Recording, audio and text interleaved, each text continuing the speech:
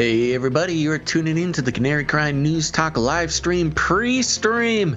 You've done it. We're going to get the show started in about a minute and 20 seconds or so. We're a little bit late today, but you know, we just like to keep you guys waiting. But we do want to give a big old congratulations to Teresa over on Facebook for first comment of the day. Good job, Facebook. Wow, that never happens. Okay, well, we got a great show for you today, folks, including but not limited to just a fantastic Biden press conference roundup. And I gotta say, whoever said that him having a press conference would be nothing but bad news, I totally disagree. It was beautiful. We'll be talking more about that later, but I want to remind everybody to follow us in multiple locations. You saw last episode when we started talking about something they didn't want us to talk about. They cut off our stream on the Face Like the Sun YouTube channel. So make sure to follow us at youtube.com/canarycryradio, twitch.tv/canarycryradio, and most importantly, make sure to follow us on your favorite podcasting app. Subscribe or else. Also, the very wise will know to sign up for the newsletter on canarycrynewstalk.com. All right, stay hydrated, folks. Like, subscribe. Let's get going.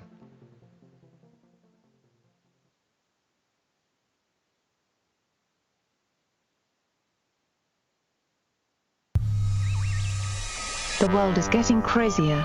People are acting more and more insane. The end of the world is tomorrow. Tomorrow. There's only one thing to do when the world is falling apart. Listen to Basil and Gonz as they discuss this week's news and events through the lens of Bible prophecy. You are listening to Canary Cry News Talk. You're listening to Canary Cry News Talk. Today is March 26, 2021. This is episode 316. And today, whoa, to Jim Eagle Joe. And I have a confession. I am Jim Eagle. I'm just kidding. I'm your best buddy, Basil. And I'm not Jim Ostrich. But I am your co-host, Gonz. Welcome to the podcast where we praise Jesus while reporting the egregious with a well-rounded, biblically grounded take on world events. And nothing is better than the take we're about to have on Joe Biden's incredible, amazing, one-of-a-kind. It was better than I ever could have imagined. Oh, you know, one of the things I said prior to the election, I said, you know, if Biden becomes president, at the very least, we will be entertained. Yes. And I think I was right. Yeah, you were right. You called it. Oh, man. Yeah, so before we get into it, I want to let everybody know, if you're watching live on the YouTubes or anywhere around the internet, please go ahead, hit the like button and subscribe. Turn on notifications.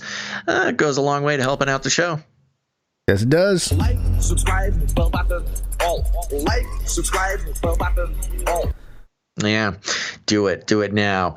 And the pre-stream listeners heard this already, but I think we should remind people they should follow us in multiple locations. It's dangerous to rely on one YouTube channel to try to get the show. So we're all over the place. Twitch.tv/canarycryradio, youtube.com/canarycryradio, DLive, everywhere. But most especially, you should go sign up for the newsletter. We don't send out a lot of newsletters, or mailing list rather, but in the case that we are shut down on the publicly accessible live broadcast areas, whoever's on the newsletter is going to know what to do at that point. So you can head on over to canarycrynewstalk.com. Click into the best way to do it is click into one of the episodes, click a little thumbnail there, and then go to the bottom, sign up for the mailing list. Just a word to the wise. Yes. Yeah, that's a good thing. It's the easiest way to stay connected in case of shutdown. Yeah, and we don't send a lot of things out. It's basically just an emergency broadcast system for us. So, okay. Well, anything exciting happened to you before we get into the show? Nothing What's going exciting happened to me, but I did see a whole bunch of footage of the Meteor. You were talking about this. I did not see any Meteor. Oh, it's pretty gnarly. I mean, it looks like a whole crew of Super Saiyans flying across the sky. I mean, Where was this? Did you see it live, or you just saw a video? It was in the sky, Basil. Ha ha, Gons. Which means it was everywhere, or I don't know, places that can see it. That's not how it works, but okay. Oh, okay, Mr. Science Man. Mr. I know Science exactly Man. The shape of the world, man. How exactly does it work then, sir? Tell us. Meteors are famously only visible to the places of the Earth that they are immediately falling over.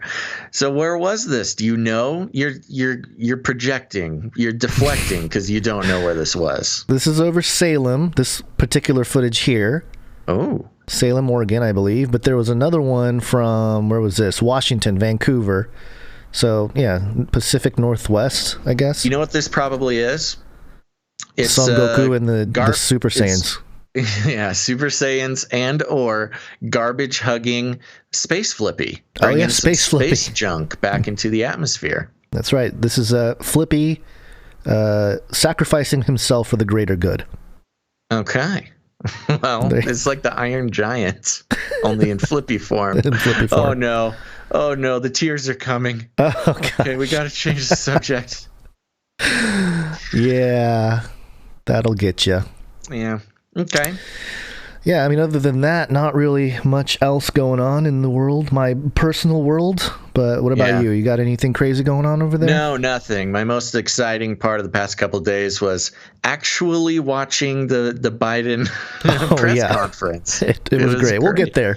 We got it plenty was only to an get hour into. long, but it felt like an all-day affair. I'm pretty sure he is a time-traveling... he has the John Titor machine. He's temporally privileged. He is. And some of the pauses that we experienced as multiple seconds for Joe was just, a split second. Yeah. The time traveler. Right. It felt like years. Yeah. It was like that Interstellar. Right. The movie Interstellar. Yeah. Yeah. Speaking of which, the other day I don't know what was going on, but I became completely enamored and obsessed with the robot from Interstellar. Oh, yeah. Did I bring this up on the show? No. Best robot. Yeah, that's what people... Yeah, I've seen the movie. It's a very low-key, likable robot. Very nice likable. Personality and whatever. Best film robot. I'm putting that on the record. Because people... Hey, Gons. Yeah. When you're a notable robot influencer like myself... people want to know. They have to know. I can't keep the people wondering what my favorite Hollywood robot is. It is definitely Tars. I think that's his name. Tars from Interstellar. Check it out. There's some great YouTube compilation clips of all the Tars clips. You know what was great about that robot was they didn't make a humanoid or his physical appearance to be humanoid, which I loved it. Yeah, which made it a little bit more likable. Mm-hmm. But obviously... And more realistic. He was like I don't know how to... He looked like a refrigerator, but I don't know. Check it out. All Go right. watch some compilations. Mm-hmm. And speaking of robots, Gons, it's time for the Flippy update. Flippy update. Do you want fries with that? Okay, folks, if you don't know, maybe you're new to the show, Flippy is the colloquial name for the disembodied robot arms that are taking our jobs, enslaving our children, and flirting with our spouses. We use talking about Flippy as a way to explore how robots and AI are taking over the world, and there's nothing we can do about it. Today, it's a little bit of a low-key Flippy update, but notable nonetheless. This is coming from robotics.news, and the headline is Kroger opens fully automated warehouse in Ohio, plans to open more in the future. As the demand for product deliveries increased due to the Wuhan coronavirus, Wuhan coronavirus. When was the last time you heard it called that? Yeah, never. Yeah. And as lockdowns prevented many from going to work, companies are resorting to using fully automated warehouses. This is what happened with supermarket chain Kroger, which just opens its first fully automated distribution center in Ohio. Kroger, whose headquarters is based in Ohio, recently opened its new automated fulfillment center in a small town of Monroe, Butler County in Ohio's southwestern region. Monroe, didn't we just talk about Monroe for another Flippy? Oh, this was, I believe, in Monroe, New York. That's where Smiley was. Oh, was it? Yeah, maybe. Yeah, I could be wrong, but I think that's what it is. The $55 million warehouse is 335, so close, square feet in size. We still got a 33 in there, you know. Yeah. Pair of threes. Okay, we're good. The Customer Fulfillment Center, as Kroger calls the warehouse, features digital and robotic functions that allow the company to assemble an order of around 50 items within 6 minutes. Company executives pointed out that an order of similar quantity would take their human employees approximately 30 to 45 minutes to assemble, since they have to physically pick up the items from various areas around the fulfillment center. The fulfillment center is the first of around 20 planned fully automated warehouses and distribution facilities of similar size. While the new facility is fully automated, it is still expected to employ around 400 people. What's the point then? There's so many human beings. It's to not have 4,000. Okay. In a conference call to discuss the company's fourth quarter earnings, Kroger said the fully automated fulfillment center completed its inaugural order on March 3rd. Quote, "This marks the soft opening of the facility, and we look forward to our grand opening in early April," said Rodney McCullen, Kroger's chairman and chief executive officer, during the conference call. Quote, "We continue to be excited about the elevated experience that this will bring our customers in Ohio, Kentucky, and Indiana, tri-state area, and across the country as we continue to open additional facilities." Do you know who the parent company of or a subsidiary of Kroger is? No. King Soopers. Really? Mm-hmm. Oh my Kroger gosh. is the parent company. Full circle. Yeah, it's a warning. You know, next time you try to go in there with a gun, all you're going to find are robot arms, and it's going to come after you. Well, see, and you picked up on what I was laying down, because the reason I wanted to bring this up is, so this Kroger facility, it's very much like an Amazon warehouse, where, you know, they're calling it a fulfillment center. Of course, with the coronavirus, the lockdowns, you can't go to a grocery store anymore, yada, yada, yada, get your stuff delivered. But now, with the grocery store shootings happening at apparently a Kroger subsidiary company, just as more incentive to employ robotic arms versus trying to lure unsuspecting victims into an actual grocery store. There's one step further into the never leave your home, never go anywhere, let robots, baby you throughout your life. Yeah. This does sound more impressive, actually, than an Amazon fulfillment center, who, of course, has laid down the trends of what we all expect from retail companies going into the future.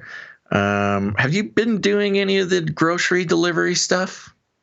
I think the wife did for a little bit, but I was like, man, that's expensive. Let me just go out there and let me be a robot while I still can. Let me be my own fulfillment center. Yeah. Anyway, so there you go. Like I said, not the most,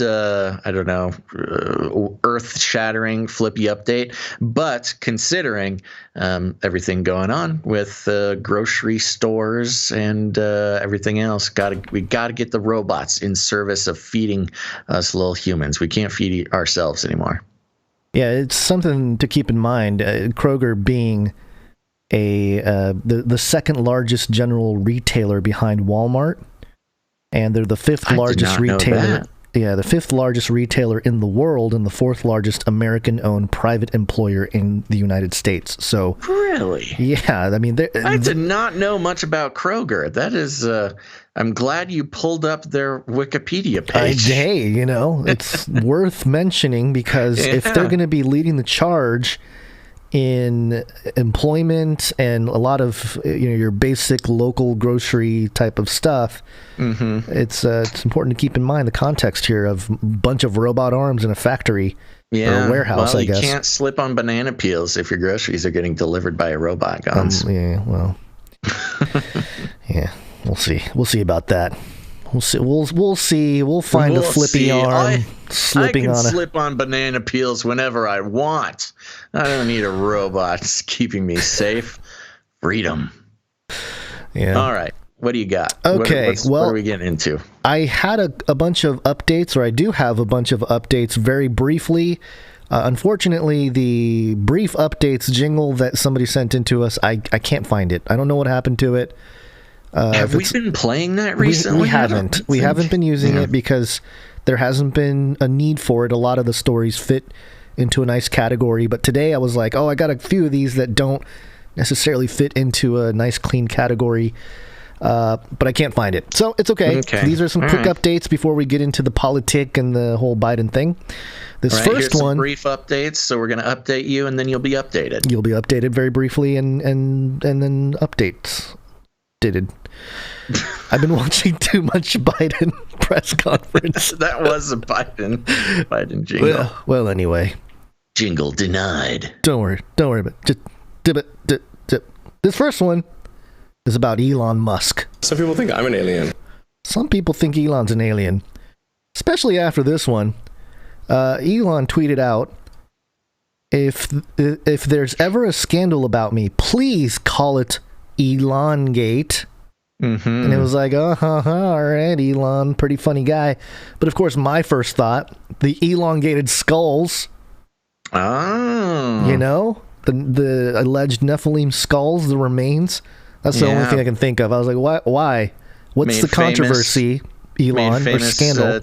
To the fringy folk by L.A. Marzulli and the hunt for the Nephilim. Right. So what scandal, Elon, and why would we call it Elongate? If it, he just walks around, all of a sudden he walks out, he's got an elongated head. Yeah. We'll know what's up. Follow the clues. Yeah, the clues, it all dot connects. So anyway, I just, whatever. And you said that they already have like a crypto on Pancake Swap. Yeah, somebody created a cryptocurrency called Elongate like immediately after. Yeah. I don't know. It was at zero when I looked at it, but I don't think anybody is going to jump on that one. You never know. I mean, that's the thing. There's a whole lifestyle around just creating a cryptocurrency based on whatever like Twitter trend is happening, and just hope people buy. If the person really wanted to make money, a quick buck, they would have made an Elongate NFT. That's how to do it. Yep. Not a whatever ICO or another coin. Yeah, that's not how you do it right now. Well, this hashtag Elongate he must have known that this was going to invite trigger some us people. Yeah. Well, not even us, the whole world. You look at hashtag Elongate, and it was a good opportunity for people to dig up some of the things about Elon that a lot of people didn't know, like including his parents, making their fortune in an emerald mine during apartheid in South Africa, and all sorts of sketchy connections and shady things he's done. That picture of him with Ghislaine Maxwell gets posted a lot. Just a lot of stuff. So there you go. If you want to learn some of the shadier things about Elon, you just go to Twitter and search hashtag Elongate. It kind of backfired on him, I think. Maybe. Well, if you think he's a cybernetic future, neuro-implanted being already, then it's all planned. It's all part of the revealing. Oh my god. The apocalypse of the Nephilim. All right, so there's that. That's interesting. Also, this right here, I don't know if you saw this story, Basil, but it's about the Suez Canal. Oh yeah, the There's ship. the Been giant seeing ship. a lot about this ship. This music's super loud. I'm going to mute that music. But yeah, it's a huge ship that got stuck on the Suez Canal and backed up a whole bunch of supply shipping. And we've heard a lot about the disruption of the supply chain in the last year. This seems very convenient. That a lot of really interesting sort of conspiracy theories about this. Yeah, I've heard everything from, they're just, they did it on purpose to stop the supply chain because they want to build back better, great reset. I've also heard some creature was unleashed on the boat. And I didn't hear that one. That's way more fun. They had to shut it down because they don't need the some creature to get out there just yet of course. COVID-21. The one I saw floating around was somehow connecting Evergreen, which I believe is a Korean shipping company, connected it to Hillary Clinton and Ghislaine Maxwell and the Pizzagate thing, and how this was a heroic attempt to stop some child trafficking or something. Oh, so the cargo ship had some children? Yeah, either the cargo ship had it or they purposefully ran this one aground or whatever to block up the canal to stop a different ship from making a delivery. Oh, okay. All right. Yeah, I have no evidence on this. This is just some tweets I saw. It's just always amazing when I see pictures of this thing, how big it is. You got this whole... It's unfathomable. They're enormous. If you haven't seen one in real person, in person, it's really hard to wrap your brain around how big these things are. And how they float. I don't get it. How do they float? No, doesn't it's the alien technology. Oh, yeah, the Ever Given. Okay, so, yeah, I mean, just something to keep an eye on, I guess. There's not much to report other than some of the speculations going on out there. I don't know why it's taking so long. What's the deal? A few days, hasn't it? I know. That's what I'm saying. It's weird. Just throw that sucker into reverse. Come on. What's the problem? Well, if they use what they do with rhinos, they can really help the people out. This is CNN.com. Why airlifting rhinos upside down is critical to conservation. What? And there's a picture of a rhino being carried upside down. I don't get it. I don't think this is critical to conservation. I think somebody just... What? Whoa, sorry, that tripped me out. I opened up the Twitch stream and I heard myself talking about rhinos. It really threw me off. This sounds like somebody's playing a practical joke on these rhinos. Well, they're blindfolded and thrown upside down. I mean, this is the beginning of Ninja Turtles. They're going to put him in some green goo. Spider Rhino. Well, no. Well, what is the point of this? You just wanted to show us this picture? Yes, I think it's... Well, I don't know. It's just weird. It's a weird thing. It's weird. It's weird and pointless. Why are they... First off, are they transferring rhinos? Well, rhinos got to get from A to B just like everybody else. I don't know, man. There's something weird about it. There's something strange about these upside down rhinos. This might officially be the most unrelated story we've ever talked about. For those who are just listening to the podcast, Gonz is showing us many pictures from CNN World News of just exactly what we're talking about. Do you Rhinos know why getting flown around in helicopters hung upside down with blindfolds on. Okay. I hope they're okay. Well, yes, and I'll make a connection to the many Republicans in the United States who call themselves they're Republican by name only.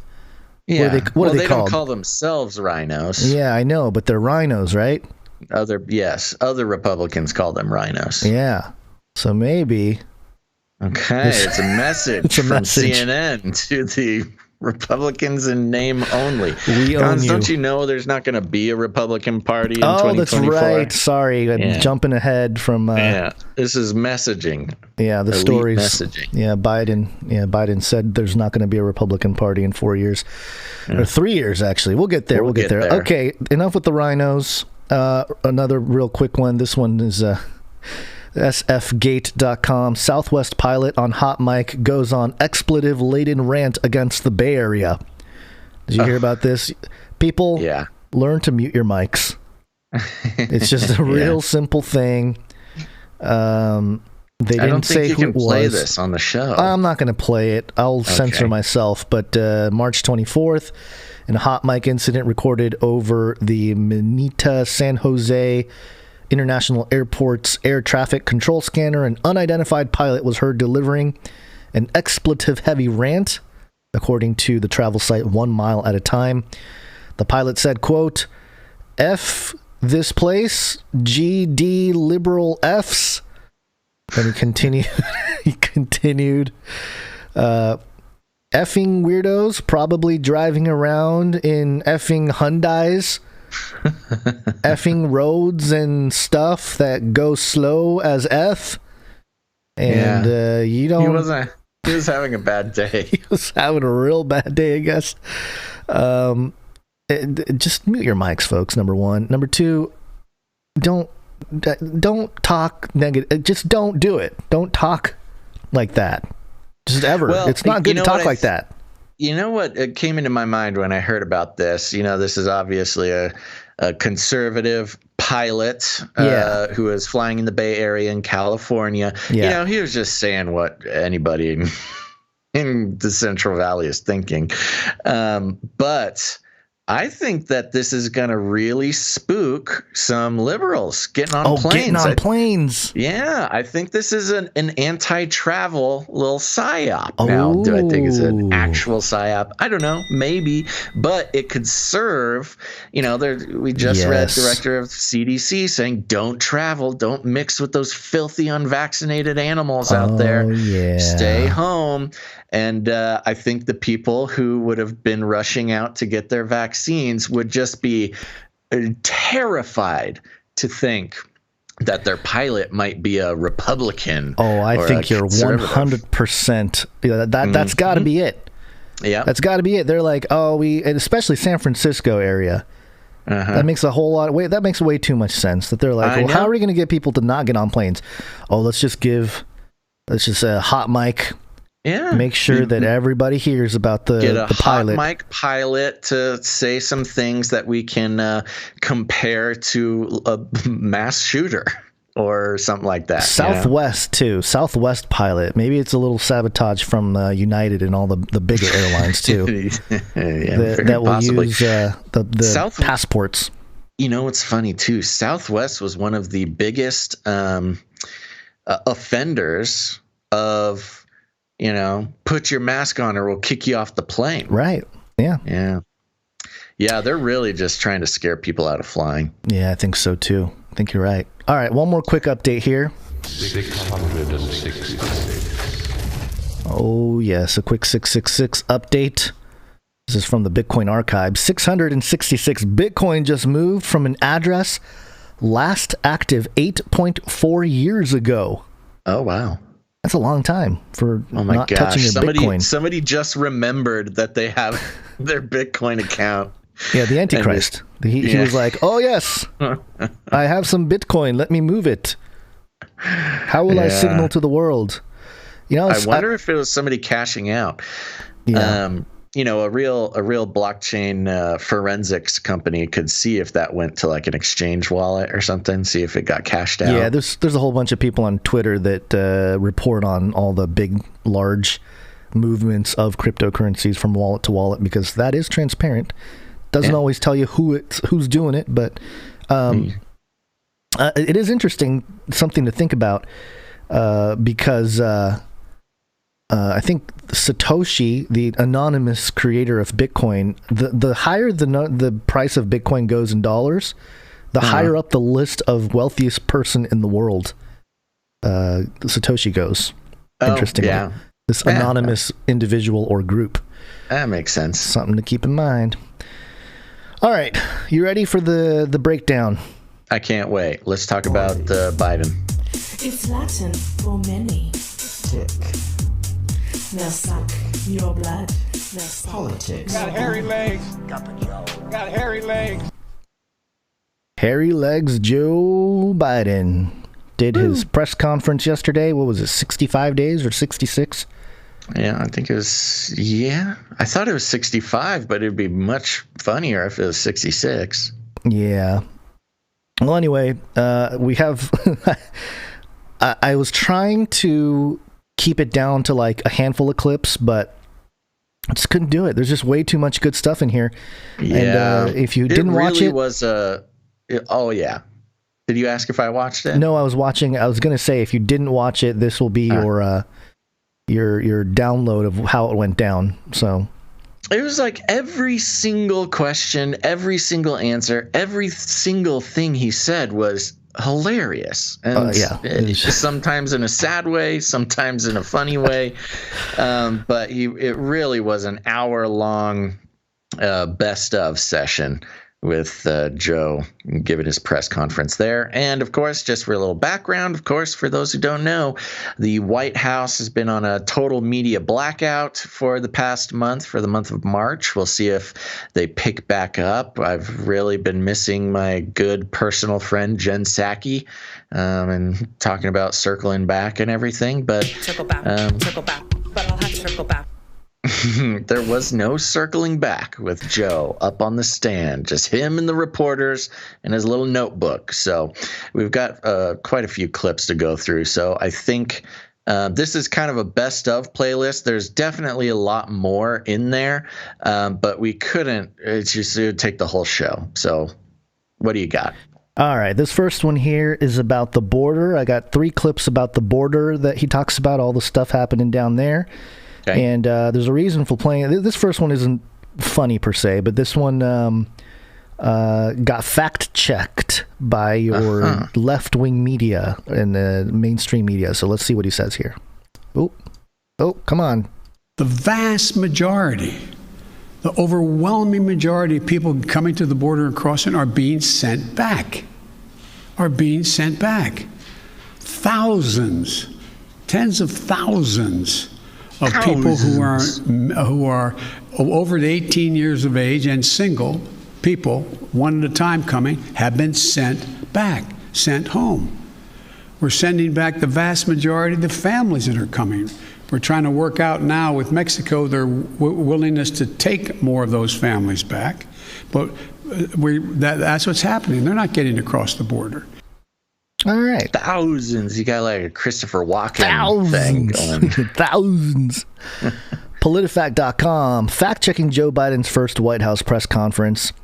And that sentence where he says, we're sending back a vast majority of families that are coming. PolitiFact says, we rated his claim false. Oh. Yeah. Whoa. While most adults coming alone are being expelled under a public health law, the same is not true for families, according to federal data. PolitiFact getting in the debunking game. Yeah, good old PolitiFact. We've actually noticed this trend over the past couple months. We'll bring up a PolitiFact fact check, and they have not been shy about fact checking liberals, which is interesting because they're a liberal publication. I think they realized how biased they were the last 4 years, and so to gain a little bit of credibility back, they have to do a little bit of like. Later on, when we play more clips, I do have some like kind of wrap up stuff I want to talk about that includes that. Okay. All right. So there's that. PolitiFact calling one of Joe Biden's claims false. He's lying. He's like, well, really? A politician lying? Imagine no way. that. This next one is about the children who show up at the border. The vast majority of people under the age of 18 come to the United States come with a telephone number on a wristband, or come with a telephone number in their pocket in the United States. A mother, a father, a close relative, a grandmama or grandpa. What was happening before is it's taking literally weeks and weeks and maybe even months before anybody pick up the phone and call to see if there really was someone there. Well, we've set up a system now where within 24 hours there's a phone call made as that child crosses the border. And then a verification system being put in place as of today to determine quickly whether or not that is a trafficker being called or that is actually a mom, a dad, and or a close relative. Okay. First of all, is this a mandate to get across Right. the border is to have a phone number on a wristband? Are the people in Honduras, they're like, oh, before you leave, son, don't forget your wristband with our phone number on it. Yeah. That's weird. I mean, did you, real quick before I spoil anything, did you get any clips regarding the DNA tracking or... he did mention that, didn't he? Yeah, he talked about how, right now they all come with this phone number, so we call the phone number and figure out who it is. But soon we'll be able to match them with DNA. Yeah. Like, it just harkened back to like government experimentations on DNA regarding DNA and immigrant children coming over the border. It's like, okay, you psychopath. And the other part of this clip, it's like, oh, we're gonna call him. Hey, hello. Are you a human trafficker? Yeah, I know. What in the world are you talking about, man? Yeah. No, we are not human trafficker. I am father of that child. Like, Yeah. I don't understand the point of this. Like, what? Yeah. How does that make anybody safer or the children safer or what? I will say this. It makes sense that like you give the child the phone number, put it on a wristband. So like when they do make it to America, they can call you there's real, parental reasons for that. And there's also trafficker reasons for that. Did you line up a clip about the reporter who said they took a trip down there and they found a kid with a phone number and nobody had called the phone number, so we, the reporters, called the number? I didn't clip it, but yeah, I think it was right after this. So yeah, included in this, one of the reporters was like, yeah, well, I think it was from Univision. I think it was the Spanish-speaking channel. They're like, yeah, we went down there. We found a kid. We called the number on the wristband, and we talked to his mother from Honduras or whatever. And they actually got a hold of the mother, or at least somebody claiming to be the mother. And the mom was like, yeah, no, I sent him up there because Biden's a nice guy. I sent my 9-year-old child to walk 3,000 miles because I was sure he would be able to get in. That's exactly why I sent him up there. It sucks down here. Yeah. I wanted my child to get to America. Yeah, there's a lot of problems with what Biden was saying in response to that. I got one more clip about the whole crossing of the border thing here. And let's see, is this it? I think this is it here. Will you commit to allowing journalists to have access to the facilities that are overcrowded moving forward? I will commit when my plan very shortly is underway to let you have access to not just them, but to other facilities as well. Okay, and just to be clear, how soon will that be, Mr. President? I don't know, to be clear. That's snide. I love it. That Biden administration snark, where they really hate being asked serious questions by the media, and they're always snarky back. Jen Psaki does it. Biden does it. They love it. Yeah. Yeah. Anyways, I could go on and on, but yeah. Oh, the other thing I loved was the reporter. Remember, it was kids in cages when it was Trump. Mm-hmm. And then more recently, it's like, no, they're not kids in cages. They're kids in containers. They're in containers, not cages. And then a reporter was like, yeah, we went down there and visited. We saw, so many children in pods. You hear that? Now It's kids in pods. They're podcasting. They're podcasting kids. They're podcasting children.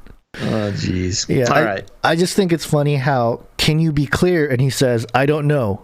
To be clear. To be clear, no, I can't be clear at all. And it's funny because it's like, oh, no, you guys can't go down there until we implement our plan. Right. Yeah, because it's awful suspicious right now and embarrassing, and we have more kids in pods than have ever been in pods, and we're shipping them by bus to interior of the country FEMA camps. So no, you can't see them. Yeah, this is horrible. All right, we're going to get into a few filibuster clips here. These are just classic takeaways. He had some classic moments, I must say. These will live in infamy. Oh, and you mean some beautiful beautiful Biden gaffes? Yes. Okay. These will. I mean, someone's going to put a whole montage of this stuff together. All right, first one. Biden is over 120 years old. With regard to the filibuster, I believe we should go back to a position of the filibuster that existed just when I came to the United States Senate 120 years ago. So, yeah. You said he was making a joke. Well, there's two options. I was trying to figure it out. I was like, because he's made that joke before. I mean, he's made the joke like, oh, when I first went to the Senate, I rode a dinosaur in. He loves talking about how old he is, which, I guess he has nothing else to do but joke about it, because it is kind of terrifying that we have an almost 80-year-old president. So it's either that he's trying to make a funny joke, in which his comical timing was just completely absent. He just rolled right through it. Like, there's no clue that it was a joke. The other thing was I was kind of trying to figure out. He's talking about the filibuster in the Senate 120 years ago. I was like, is he trying to refer to, like, did the filibuster become a thing 120 years ago? Is he trying to, like, state a historical fact? But the fact of the matter is, it was completely unclear to me. Oh, it was very confusing. And I mean, some of these other clips continue on with that confusion. Or he's a vampire. That's the other option. He's truly a bloodsucker. Yeah.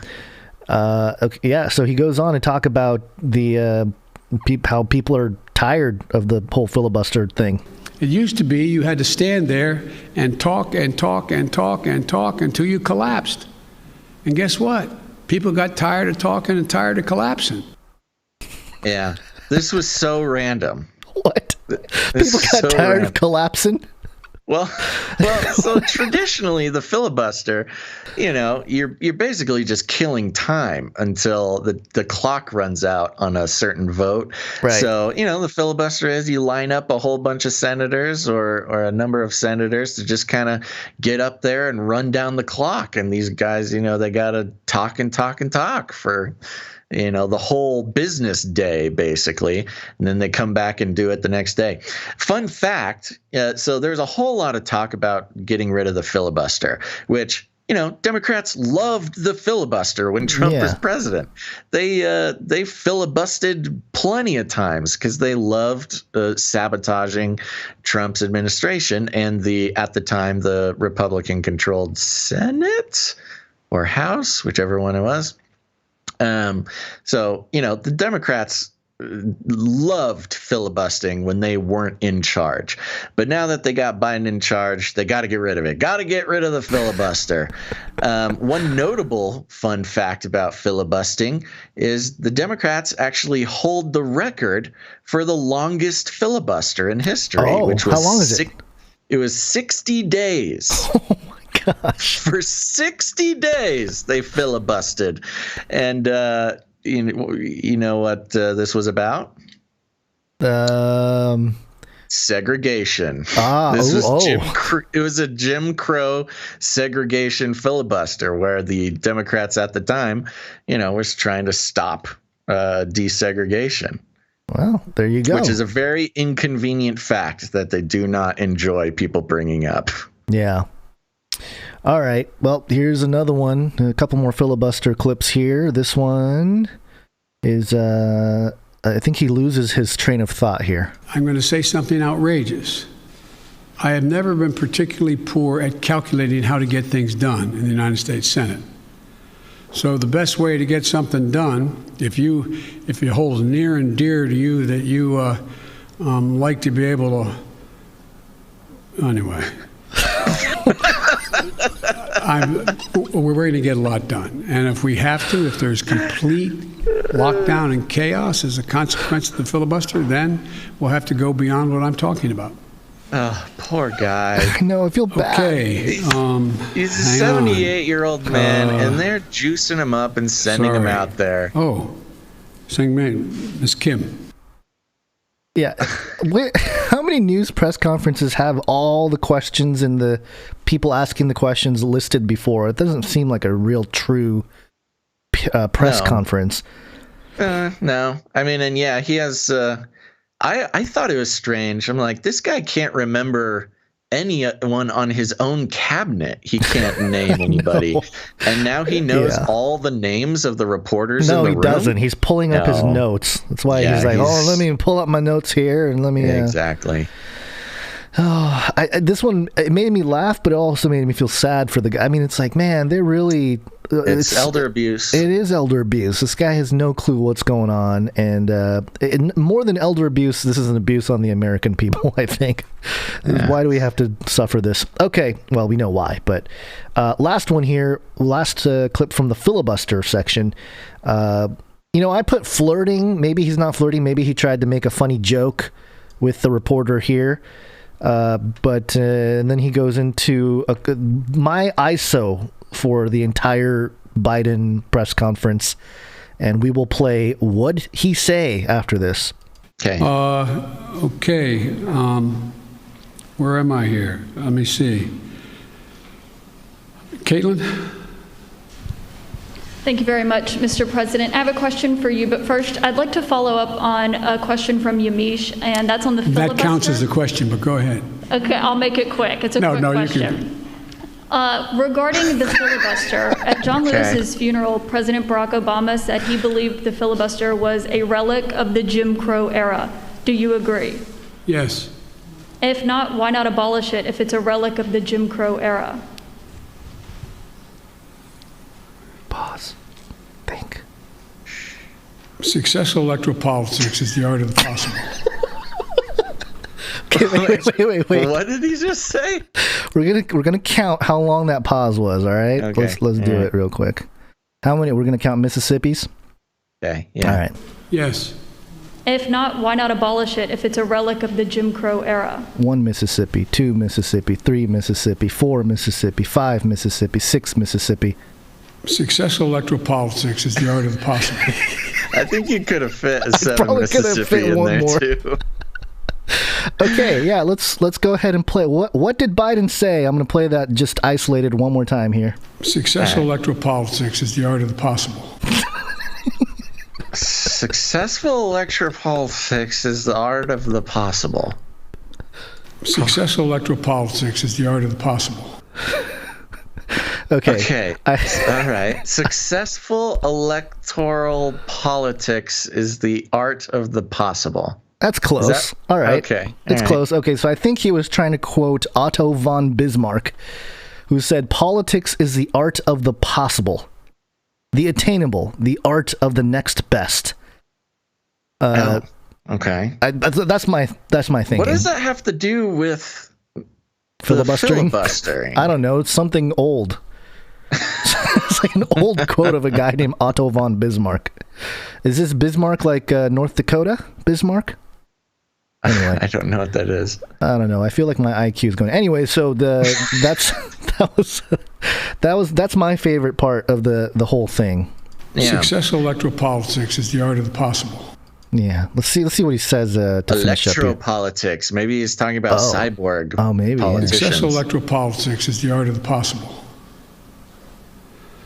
Let's figure out how we can get this done and move in the direction of significantly changing the abuse of even the filibuster rule first. It's been abused from the time it came into being by an extreme way in the last 20 years. Let's deal with the abuse first. By an extreme way. Sounds like you're moving closer to eliminating the filibuster. Is that correct? I answered your question. I'm done. There's not a yes or no. That is I answered your question. Got your answer. You didn't answer the question. Yeah. Yeah. I don't know. I think this filibuster thing, this is coming from, I think, a little bit more radical people who are tired of, the thing with the filibuster. Not that other democracies don't have their equivalent or have the filibuster thing. Isn't it a parliament thing? It may. I don't really know the full history of it. But it's a beautiful aspect of American politics, kind of like the Electoral College, where it doesn't make a lot of sense. It kind of hinders a flow of getting things done easily. It's a bureaucratic tool, but it's to empower a minority. And that's the big problem that we have when, with a lot of these liberal ideas about what to do with American politics. They want to get rid of the Electoral College, which is a tool to disempower majority states like California and New York, who, if it was one vote, one voter, one vote situation, California and New York would decide the president every single election. Yeah. And it would basically turn the other 48 states into serf class states where they just exist to serve the voters in California and New York, which is why the Electoral College is, it's a balancing political technology in the U.S. And the filibuster is similar in that, when you have a Democrat-controlled majority in the Senate or the House with the executive branch, in theory, Democrats would be able to do whatever they wanted, and there's nothing that a Republican could do to stop them. But the filibuster is this little tool, this little piece of political technology that empowers a minority to slow things down. So it doesn't, so for whatever party is in charge, doesn't turn into a runaway freight train and completely change American life in a 4-year period. And this is during the Trump era. The Democrats loved filibustering. They did it all the time, and it stopped Trump in his tracks many times. And they are now afraid that it's going to stop Biden because they want it's going to backfire. Yeah, and that's how it is. So, yeah, they want to get rid of the filibuster. And yeah, is it frustrating? Yeah, it's incredibly frustrating. It's one of the most elegant ways that a bureaucracy can fail is when you empower a minority within the bureaucracy. But it's very American, and that's kind of the whole point. I'm actually, through my studies following this Biden thing, I'm kind of into the filibuster. I think it's awesome. Yeah, I was going to say, stop filibustering. We're going to get to the next clip here. I'm a huge fan and practitioner of the filibuster. Apparently, it started in ancient Rome with Roman Senator Cato the Younger. And he was one of the first ones because he knew that certain things had to, the votes had to be in by dusk. So he would just keep talking. So, and then it was picked up by the UK and and then other democratic nations or whatever, picked up on it. But yeah, I mean, it's again, it's interesting. It's like you say, it's a political tool, technology, if you want to call it that. But yeah, if it's always interesting how if it works for you, you're for it politically, whatever side of the aisle you're on. If it works or could work against you, you want to ban it. Yeah. So, next topic here, the filibuster. After the filibusters, this one was North Korea. Now, I included this clip because I don't think Joe could have answered this question without his notes. What is your red line on North Korea? Let me say that, number one, UN Resolution 1718 was violated by those particular missiles that were tested, number one. We're consulting with our allies and partners, and there will be responses if they choose to escalate. He's reading all of this. We will respond accordingly. But I'm also prepared for some form of diplomacy, but it has to be conditioned upon the end result of denuclearization. So That's what we're doing right now, consulting with our allies. What? Yeah, he's talking about consulting the allies. This is like the most transparently puppet moment, I think, of the whole thing. Because, first off, he's just reading directly off of his notes. Like right. Word and for his word. Notes say nothing. It doesn't say anything. Just North Korea, if you're going to negotiate. I think it's supposed to make him look like, oh, we're taking a hardline stance on... And it's the typical Democrat thing. Obama said the same thing, like, oh, the only way we'll negotiate with North Korea is if they talk about denuclearization. Right. And specifically, he said, if they choose to escalate, we will. Right. There will be repercussions. Otherwise, we're talking with our allies. Right. So he's basically saying we're not going to do anything unless they escalate, and whatever that means.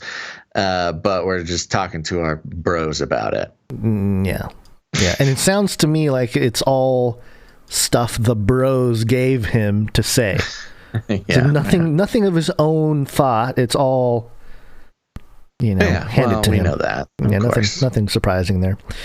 Okay. Real quick before I give anything away, did you get the clip about him and Xi Jinping spending a lot of private time together? I was gonna do it, but he was so long-winded, and I was getting to the point where we had like close to 15, 16 clips, so I didn't include it. That's okay. But I think it's a great clip, but I will just fill it in when it's relevant. Okay. Yep. We'll get there. This next one is about voter laws. This is he gets mad. He gets mad here, and this is where we get the title of the episode, Woe to Jim Eagle Joe. And he mentions, pay close attention, he says he's going to say 3 things. What are those 3 things? Here we go. What I'm worried about is how un-American this whole initiative is. It's sick. It's sick. First of all, the zoom on this is really funny. It's from like the camera that they chose for when Joe started talking is zoomed all the way out, and they have to zoom all the way back in, and it's just a really bad visual. It's like a bad production thing.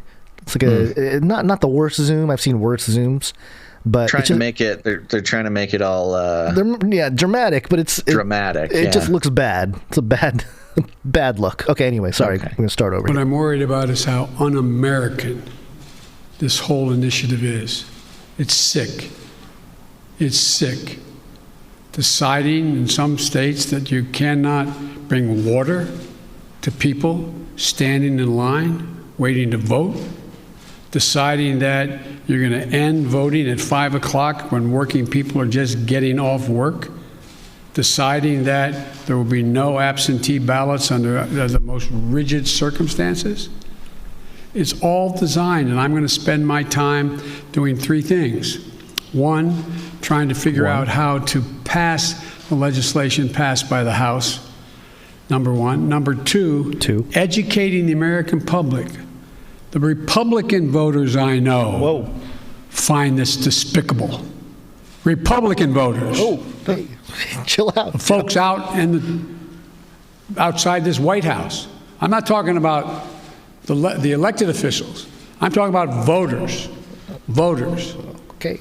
And so I'm convinced that we'll be able to stop this because it is the most pernicious thing. This makes Jim Crow look like Jim Eagle. I mean, this is gigantic what they're trying to do. It's gigantic. And it cannot be sustained. And do everything in my power, along with my friends in the House and the Senate, to keep that from becoming the law. This is gigantic. It's huge. Now, you Googled Jim Eagle, as I did. I did a date limit. Bro, so that I did not just Google Jim Eagle. I spent like an hour looking for who Jim Eagle was. And I don't know why. It was me. I made a mistake. I had too much trust. I'm like, surely this is a reference to something I need to know about. How about you? You find out who Jim Eagle was? No, all I found was like puppets of Eagle Jim. No, not Eagle Jim. I don't know his name. It was Eagle something. It was some puppet. And no, there was nothing.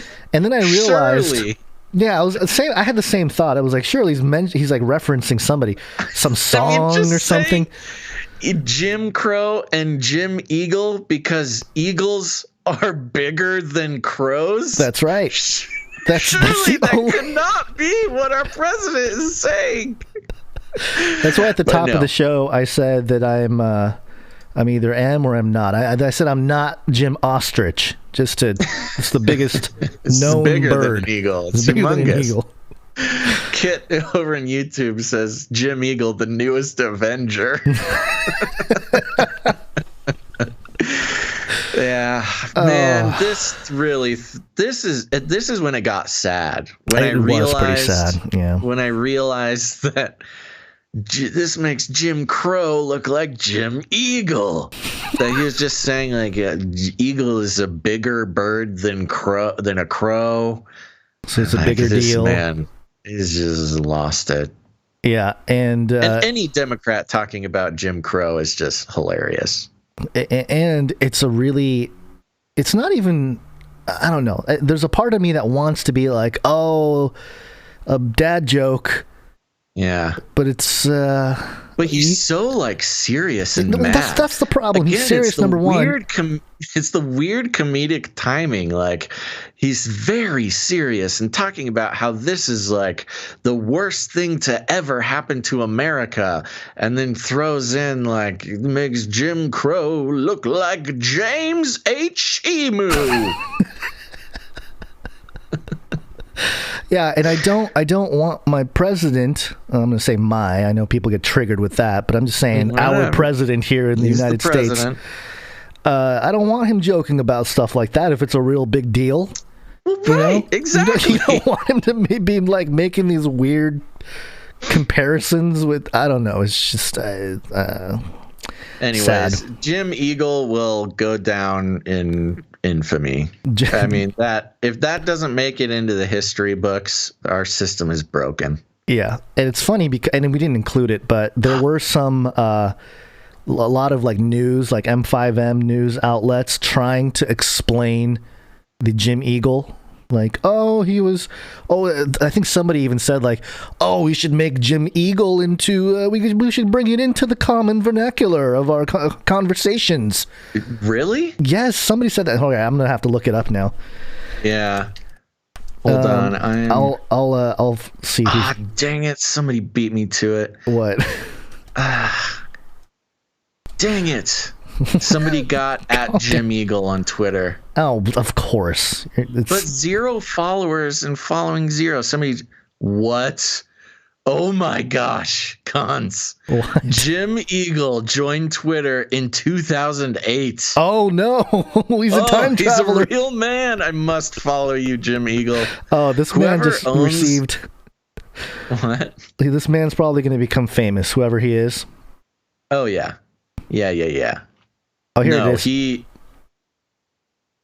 Are you going to say something about the guy? Or No. Okay. No, there's nothing to say. Former Obama advisor Dan Pfeiffer said, quote, Jim Eagle is a good term, and we should make it catch on.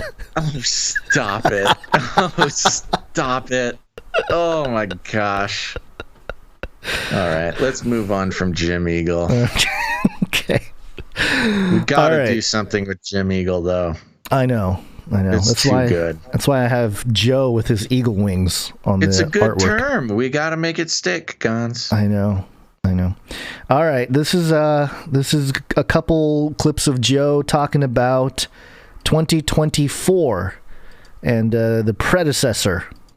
My predecessor needed to. My predecessor. Oh God, I miss him. No, the answer is yes. My plan is to run for re-election. That's my expectation. Yeah, that's funny. Why is he laughing? It's so Again, weird. It's a joke thing, you know? He's like, I miss him. Don't you guys? Wasn't that a crazy thing? He made me look so good. Still so weird. But just such a weird thing to say. Does any of this land on anybody? Is there like an old contingency of old politicians from his era that are like oh so funny. You missed the predecessor. Schiff. This is fantastic joke, Joe. Schiff watching live, just chuckling at every one of these. Yeah. Jim Eagle, Joe, you slay me. And this one was very strange as well. This clip happens to be 33 seconds long, so keep that in mind. But he says something about the Republican Party when asked about 2024. You believe you'll be running against former President Trump? Oh, come on. I don't even think about it. I have no idea. I have no idea whether there'll be a Republican Party. What? Do you? I know you don't have to answer my question, but I mean, do you? I mean, look, this is the way I view things. I become a great respecter of fate in my life. I set a goal of this that's in front of me to get things done for the people I care most about, which are hard-working, decent American people who really having it stuck to them. What's stuck to the hard-working Americans? So many weird things in there. Yeah, saying you don't know if the Republican Party is going to exist in 2024 is weird. Asking the reporter twice. Do you? Well, you don't have to answer that. That's says weird. It twice. This is a weird thing to say. Again, it's kind of this weird defensiveness that whole administration gets. And then going into fate. Yeah, I'm a respecter of fate. And something sticking to hardworking Americans. What is sticking to the hardworking Americans? What are you talking about? I don't know. Okay. I got a good rush of laughter from this. I know it's not great to be laughing at them, but I swear there's more in this. I mean, I talked about the filibuster. It's not just all making fun of them. We're trying not to, but it's hard to not. It is not easy to do. It's just so good. Okay, this next one here, we got to only get see, I'm turning into Joe. I'm listening to too much Joe last couple days. Yeah. Start slurring my words. Okay, next one is about the middle class. Biden gets really mad on this one. I mean, this is a weird moment. He gets really, really upset. 2, to rebuild the backbone of this country, the middle class, hardworking people and people struggling to get in the middle class. They built America, and unions built them. Oh. Okay. It's so weird. He goes from this very calming paternal thing that he's been doing lately. You know, the spirit of America. We need to bring back the spirit of America. But they build this country and unions build them. And then it immediately goes back into it's like he scared himself a little bit. He's like, and so yes, the American workers, they're just so good. It's almost like he goes into some kind of weird dad mode to be in that mode, and then he gets triggered because his kids aren't listening, and he gets mad. That's exactly what I thought. It's like dad snapping for a second, realizing that he snapped and he kind of needs to get it back in order. Yeah. But I think that's a relic because he's always been a big union guy, and with all the union talk, there's the Amazon union busting. There's, it's been a battle for as long as American corporate system has been alive. But he's built his whole thing on the union man, the hardworking American, talking about his dad and his hardworking people. And what's the place where he's from? Scranton, New York, where all the union men live. Scranton, New York? Scranton, Pennsylvania. Yeah. That's where he always talks about being from, right? Yeah. I think so. Yeah, so he's gotten a lot of political currency out of being this working man's politician. Mm-hmm. That I think the second unions came up, he kind of dipped into this gruff union man talk. You got to talk stern when you're talking about the hard working men out in the whatever, wherever they're out there. Not podcasting, I'll tell you that much. Do you think he knows what podcasts are? Like if you said, hey, Joe, have you listened to that podcast? Do you think he'll know what it is? I think he knows how to act like he knows what they are. Oh, yeah, cushions. Yeah. Yeah, okay, so this next one is the China thing. Before he said this part of it, this is a little more content-driven. He did talk about how he's such good friends with Xi Jinping of China, and how he spent so much time with him over the phone. And well, but not even that. Specifically, he said, I've spent more time one-on-one with Xi Jinping than any other world leader. Yep, he says he was the number one, the most he spent. He had one-on-ones with Xi Jinping because it would be uncouth for Obama to do it. So Obama couldn't be seen as spending a bunch of private time with Xi Jinping. So Biden did it on behalf of Obama, spent more time alone with the Chinese president than any other world leader. And it goes really into this whole thing. Oh, nuts. One thing I really wanted to get clipped, but I just didn't do it, is and maybe it's in the clip. Does this include the Xi Jinping doesn't have a Democrat little d bone in his body? No, I don't have it, but yeah, he did say that. He talked about how well, maybe there's a little bit of it in there. There might be. Actually, this was one of the timestamps that I sent you, and I think it's a really important thing because he says something very specific. He says now he's trying to he says all this stuff about how he spent so much time alone with Xi Jinping, and then he spends the next little while trying to separate himself from Xi Jinping. It's like he realized he made it sound weird that he's best friends with the president of China, and then goes on this rant about how Xi Jinping, and he uses this one phrase, Xi Jinping doesn't have a Democrat little d bone in his body. Now, racist. Well, okay. So there's that. But what is Democrat Big D?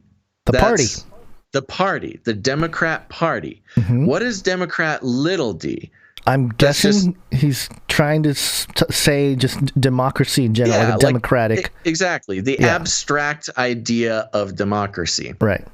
So he specifically says that Xi Jinping does not have a little d democracy bone in his body. But why would he need to separate those things? If he's trying to separate it out, but just by logistical, logic, he's saying he doesn't have the little d Democrat. Okay, does he have the big D Democrat bone in his body? Oh, I see what you're saying. You know what I mean? Like maybe he has a capital Democrat bone in his body, but and then he goes into how he's an autocrat. That's what I was going to say. Autocracy. He was comparing not just China, but just the emerging world with the autocracies, is going to be the big enemy of democracy, not communism and all this stuff. So he was, I think that's what he was trying to get at was. Yeah, but he's kind of saying that like the capital D Democrat does have something to do with the ideology of Xi Jinping, the autocrat. I don't know. It was just weird. The logical breakdown. And maybe he meant to say this, maybe not. Maybe it was a slip of the tongue. Maybe it was the truth trying to come out.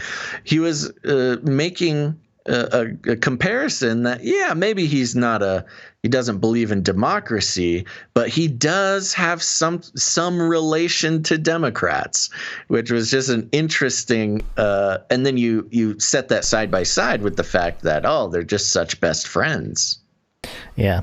Yeah, very strange. Well, this clip goes into the percentages of federal spending and compares it to the 60s, which I don't think is the greatest thing to do, but here it is. Back in the 60s, we used to invest a little over 2% of our entire GDP in pure research and investment in science. Today, it's 0.7%. I'm going to change that. We're going to change that. The future lies in who can, in fact, own the future as it relates to technology, quantum computing, a whole range of things, including in medical fields. We're going to invest in medical research, cancer, Alzheimer's, diabetes, the things, industries of the future, artificial intelligence, quantum computing, biotech, and we're going to make real investments. China is out investing us by a long shot because their plan is to own that future. So there you go. I don't think he's lying there. I think China is spending more on that stuff. It's interesting to hear the words quantum computer mentioned by Biden. I thought the same thing. Yeah. Really weird how that used to be just some fringy, weird thing that we would talk about on our podcast, and now it's like the president is talking about it. Yeah, and the other thing, there was one more thing that I was going to say about this. Oh, the 2% versus 0.7 or 0.6% or whatever. Do you know the difference between 2% of the GDP in 1960 compared to the GDP of today? I mean, it's like it's a massive, if you're going to look at it in percentages, sure, okay, all right, we're spending less of a percentage of the overall GDP into science. Yeah. But if we're talking bottom line dollars, right? I was trying to do the math because I couldn't find the chart, but I did find a chart at one point, but I couldn't find it for it's highly oversimplistic what he's saying. They're spending way more money than they were in the 60s, but you know, it's all about percentages. And that's not taking into account the increased population growth. That's not taking into account the GDP percentages that have changed because of manufacturing going overseas since the 60s. Yeah, he's comparing apples and oranges, and it's very manipulative. Yeah. How to lie with statistics 101. Yeah, all right, totally. This one, I think this one was one of the main things too. This is gun control. I included the question because it's the setup. Up until this point, I don't think they had even mentioned gun control. And I had to speed up his answer at certain points. You'll see what I did there because well, let me just play it. I know you haven't had a chance to address the tragedies in Georgia and Colorado. You had said to stay tuned for actions that you might take on gun control. Wondering if you've made a decision either about sending the manufacturer liability bill that you had promised on day one to Capitol Hill, or executive actions like going after ghost guns or giving money to cities and states to battle gun control. All the above. It's a matter of timing. As you've all observed, successful presidents, better than me, have been successful in large part because they know how to time what they're doing, order it, decide in priorities what needs to be done. The next major initiative is, and I'll be announcing it Friday in Pittsburgh in detail, is to rebuild the infrastructure, both physical and technological infrastructure of this country. For guns or? Significant numbers of really good paying jobs. Really good paying jobs. Some people might want to know that used to be a great Republican initiative. And there he goes. He's ranting about not guns. We have the best airports that can accommodate air travel. Ports that can get out quickly. So business aside, some of you, if you're local airports, and you find your governor trying to drive business to the first business test. It goes on for a while. Had to speed up even more. What are we doing? Had to get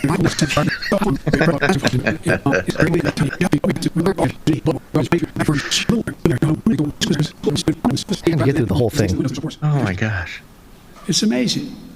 So there's so much we can do that's good stuff, makes people healthier, and creates good jobs. We started with guns, question about guns, and after the entire rant, we end up with...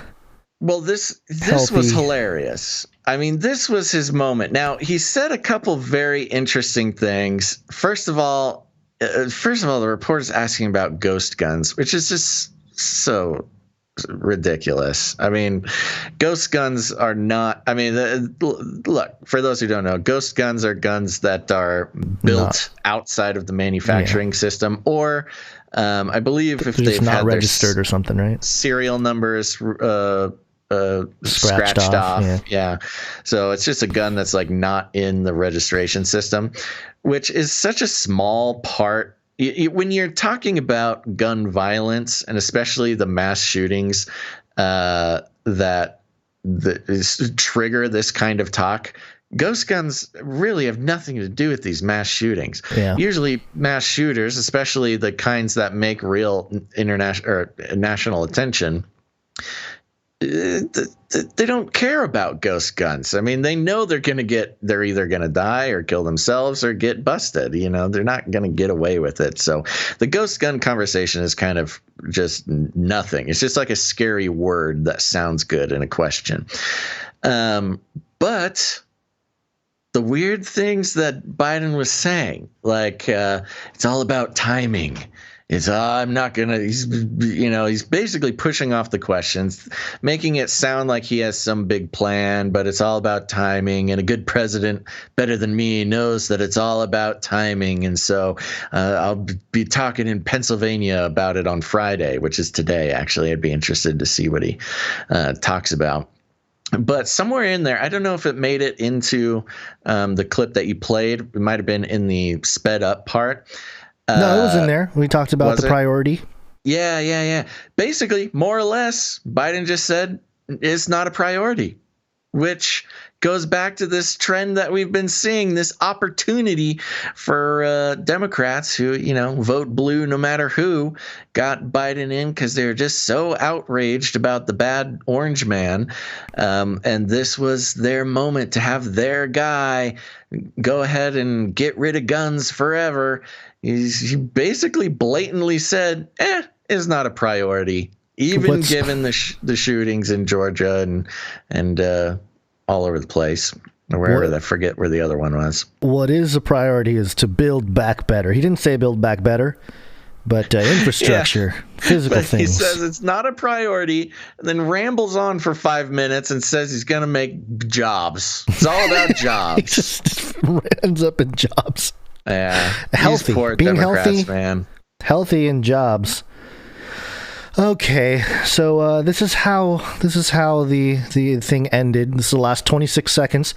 You can see him run out of gas. He, for those of you watching, you will see him zone out, and for those of you listening, you will hear him completely zone out. No, because I know they have to posture for a while.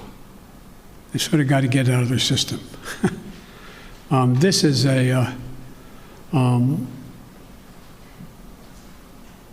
but I'm ready to work with any Republican who wants to help solve the problem or make the situation better. But folks, I'm going. Thank you very, very much. I appreciate it. I'm out of here. When I first heard that the first time I was listening, which was kind of like, I was doing stuff around the house too, so I wasn't super intent, but I thought he said, I'm gone. I was like, oh, that's so hip. Folks, I'm gone. I'm out. But he said, I'm going, so.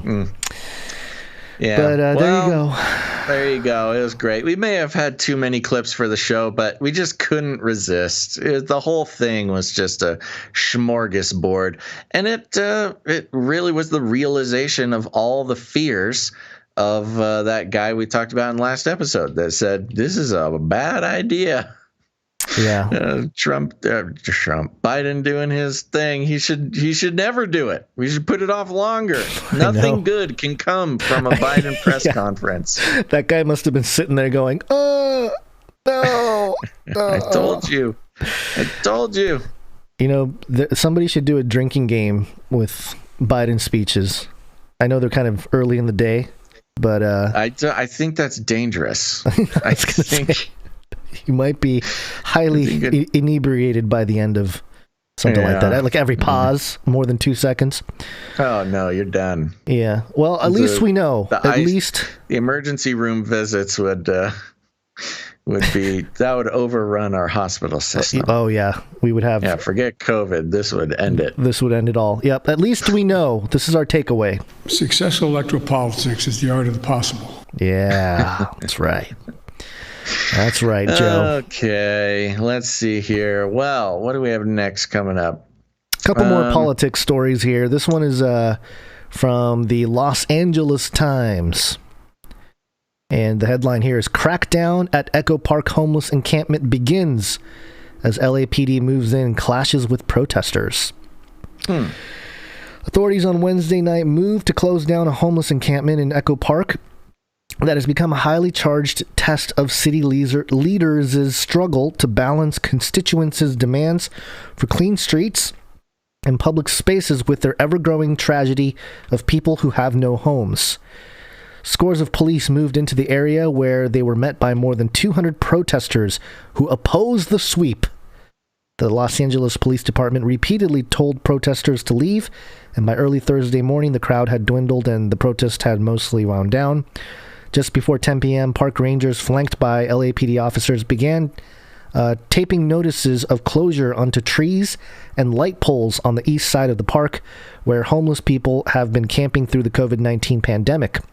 The sign said the park closes Thursday and gave notice that all personal property must be removed from the park, quote, including, but not limited to, tents, chairs, tables, backpacks, bags, and personal items. City contractors protected by LAPD officers unloaded fence from flatbed trucks.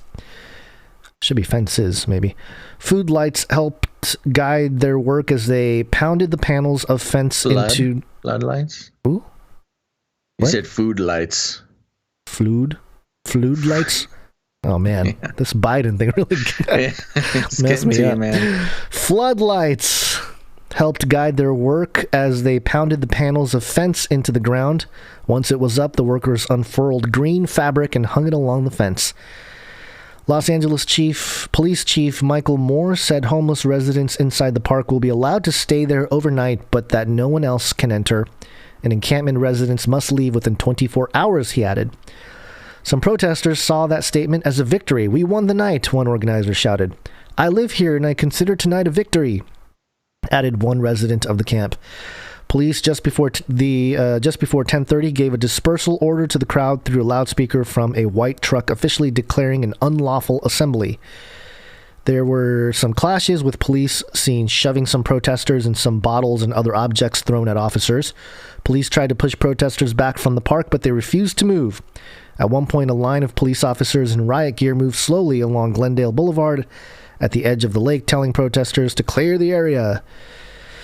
It goes on here. The protesters... Yeah, so they're protesting the homeless people getting kicked out, is what it is. Yeah. Okay. Yeah, it seems like it was a mix too, but it's very interesting because politically speaking, in LA especially, the governor and especially like the mayor of LA, very unpopular. Nobody supports them anymore. Not even like the liberal Democrat. Nobody supports them, and so I find it interesting that they're starting to do some cleanups. And it's probably to save their political... Their whole thing, they were kind of like Austin, weren't they? Where it's the camp anywhere you want situation. Yeah, out in public. There a lot of the tourist areas were just covered in tents. Yeah, and it's going to be hard. Where are they going to go? They're just literally going to be pushed into other places. The thing. It's such a political move to kick them all out of a park or something, because where are they going to go? They're just going to go somewhere else in the city. Like, it's just something where the mayor can say, I rousted them in the park. I'm doing my best, trying so hard. Yeah, and I think a lot of what is needed with the homeless isn't housing, because I know there's some ridiculous bill, at least out here in Southern California, where I think they spent, it was something like $30-something thousand per unit or per room or something like that homeless can stay in. And it's just an exorbitant amount of money, and it's not a housing issue. It's like a lot of it is mental health.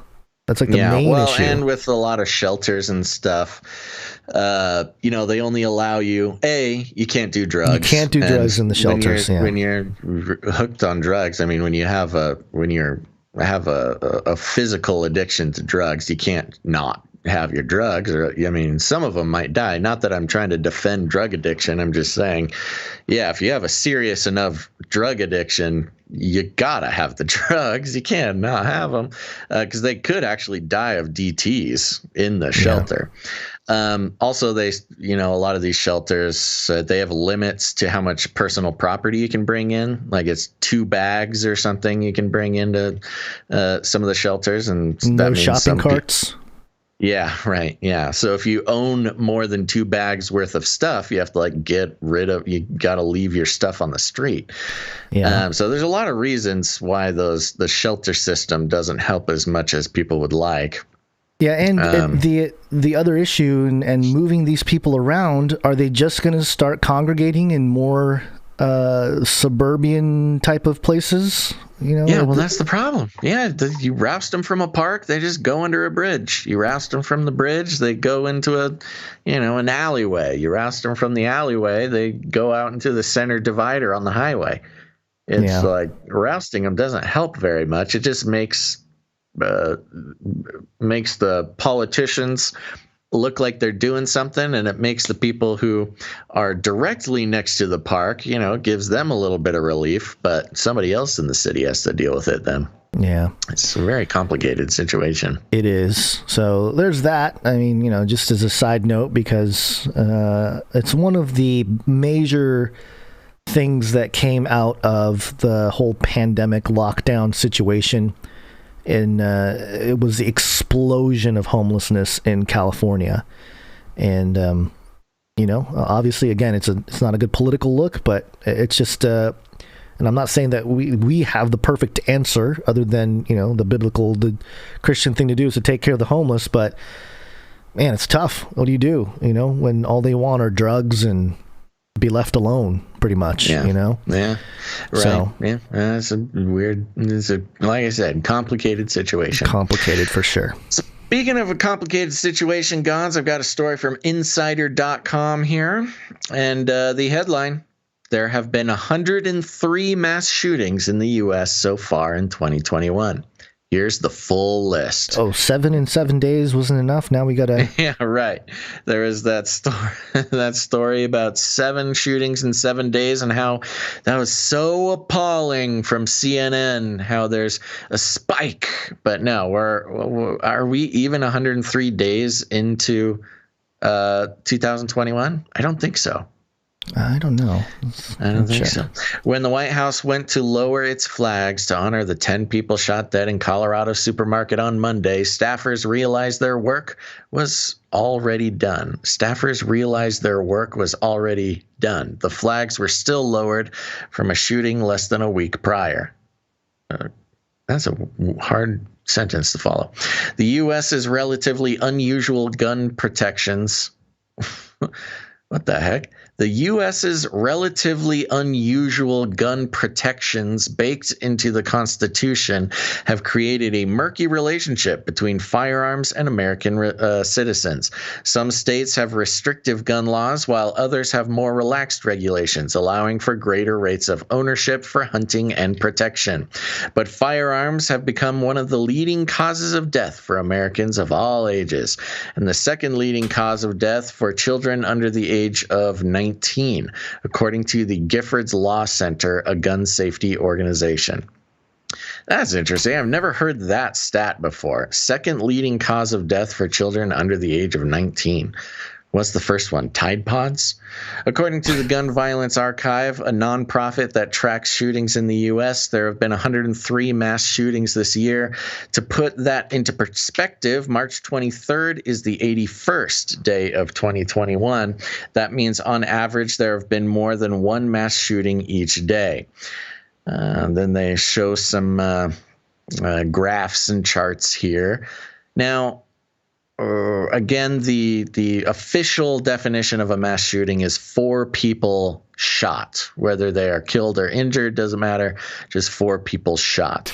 And yeah, you go down the list, you got 2 killed, 2 injured in Detroit. You've got 10 killed, 1 injured in Boulder.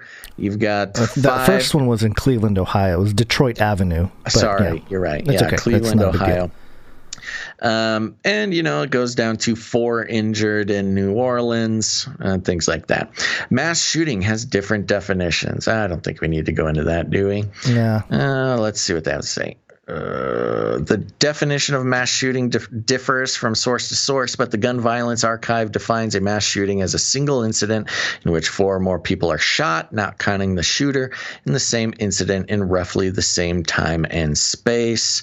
Yeah, that's okay. We don't need to go into multiple definitions, but that's basically it. They have many charts here that we can take a look at, but in the interesting, highly propagandized 2, I would say, famous shootings that have happened recently. That was the Boulder, Colorado shooting, and then the Georgia shooting. Yeah, where do they have it on shooter. the list here? Yeah, was that the Ackworth, Georgia? I don't know. Hold on. That one says 8 killed, 1 injured. Yeah, Ackworth. that's probably it. Yeah. Yeah, that's what I'm thinking. Where those 2 specific wins, of course, one was a hate crime and immediately was identified as such, basically the same day. The second one, Boulder, Colorado, being a little bit more subtle for the mainstream news because, of course, it was a Muslim guy who was born in Syria, so that became the gun control debate. But yeah, it's. I think it goes back to what Biden said in his press conference. It's all about timing. Well, yeah, I think you're right. It seems like a lot of this. There's a chart in here. Which one was it? The most mass shootings in the U.S. between January 1st and March 22nd of each year. This year has the highest. Mm-hmm. And is anybody going to blame Biden for that, or are we going to? I know the first 3 months of Biden's presidency has the highest mass shootings in January, February, March of the last 4 years. What are you going to do? Well, I mean, come on, mainstream news. Come on, CNN. Well, the I guess the idea here is that it makes sense because, we're talking about during Biden's presidency, it seems like gun control is back in the news. Yeah. It's a resurfacing thing. Yeah. And so, yeah, of course it's going to be. And you can see in the same chart, again, last year we were talking about how 2020, you never heard of any mass shootings going on. In fact, you would specifically hear that shootings are down because everybody's locked in.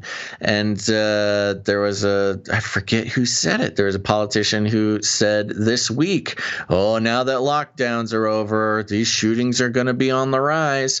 Well, you look at the chart for May through, all of 2020, May through November, were all the highest mass shooting numbers in the past 3-4 years. Yeah. You had 95 mass shootings in June of 2020. What?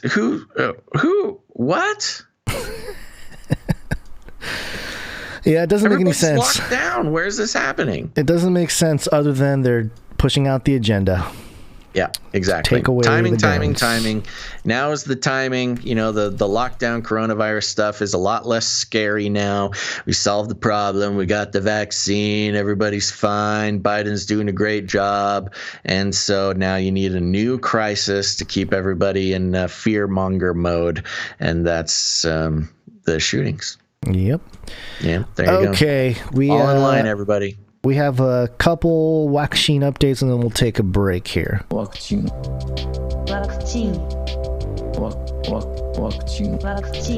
This first one is from Bloomberg.com. Merck's little brown pill could transform the fight against COVID. The brown pill, Basil. Have you been brown pilled? Time to get brown pilled. Yeah. Oh, jeez. Sounds like the fecal transplants. I was going to say the poop pill.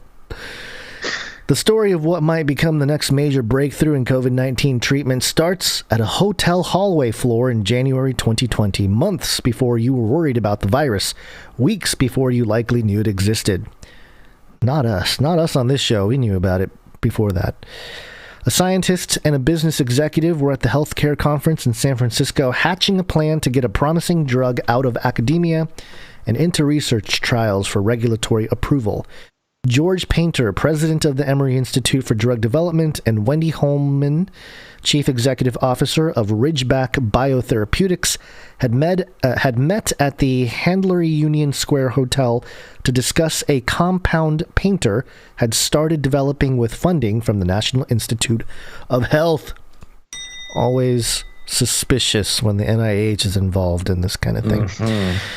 They got so enthusiastic about the possibilities that their meeting ran long and a group of lawyers kicked them out of their room. So they continued on the hall floor hours after they'd started. They're just so passionate. Painter and Holman weren't talking about targeting COVID at the time. The disease and the coronavirus that causes it, SARS-CoV-2, weren't major concerns at the J.P. Morgan-run conference, where handshakes and cocktail parties with hundreds of guests were still the norm. Rather, Painter was hoping his drug, molnupiravir, could get more funding to speed up flu studies. Holman was eager to see if it worked on Ebola. That's the thing about molnupiravir. I guess it's piravir. Molnupiravir. Many scientists think it could be a broad-spectrum antiviral effective against a range of threats. A few days later, Holman arrived in Atlanta to see the labs at Emory and pour through the early data. As she and Painter hashed out the terms of a deal in which Ridgeback would buy the drug and start studying its safety and efficacy in people, COVID was sweeping into the public consciousness. By the time Ridgeback announced its acquisition of molnupiravir on March 19th, the world had shut down, and it was clear which threat the drug needed to be tested on right away. Clinical trials for the pill kicked off in April. The next month, Merck & Co., which has a deep history of public health development work, including on HIV and Ebola, struck a deal to buy rights to molnupiravir from Ridgeback and start the types of large-scale trials that could get it authorized by regulators. Those began in the fall. Even as vaccines are rolling out worldwide, the coronavirus and its mutations still pose a major health threat. Not everyone who's eligible for a shot will agree to get one. The hundreds of thousands of people who continue to contract COVID each day have few treatment options. That's not true. Yeah. Well, I guess maybe few, but there's a very effective treatment option that just doesn't get talked about at all. There's no simple, inexpensive pill that can prevent those at the earliest stages of infection from later needing to be hospitalized. Except, remdesivir? Was that the one? Or ivermectin. Maybe it was ivermectin that was working on people. Ivermectin is kind of the current one. Yeah, that's the one that seems to be working. And bamlanivimab is the one, the home version. The monoclonal antibody therapies that doctors now have available for those most at risk of getting severely ill need to be administered by infusions at specialized medical centers. And for those who do become hospitalized, the antiviral remdesivir from Gilead Sciences, Inc. speeds recovery but hasn't been shown to reduce deaths. Oh, so there you go. Is there anything mentioned about ivermectin? Drug makers see an opportunity to add to the arsenal of potential therapies. There are 246 antivirals in development, according to the Biotechnology Innovation Organization, an industry trade group, and companies as big as Pfizer Inc. and as little as Veru Inc. are testing them in pill form. Merck's molnupiravir is among the furthest along. Its developers hope the pill can be prescribed widely to anyone who gets sick. Think Tamiflu for COVID. I think we're going to start hearing that. Yeah. Tamiflu for COVID. The hurdle beyond ensuring the drug works is making sure it's safe. Developers of antivirals have been dealing with the thorny issue they pose for decades. Should Merck succeed in demonstrating that molnupiravir is effective, and free of serious side effects, it could be a boon in the company and to society for many years to come. Then he gets into the virus and how the thing works and the history of it and all the stuff there. And, well, maybe I should read this little section here. The first antiviral approved in the U.S. was idoxuridine, a herpes treatment regulators greenlit in 1963, generations after the discovery of antibiotics.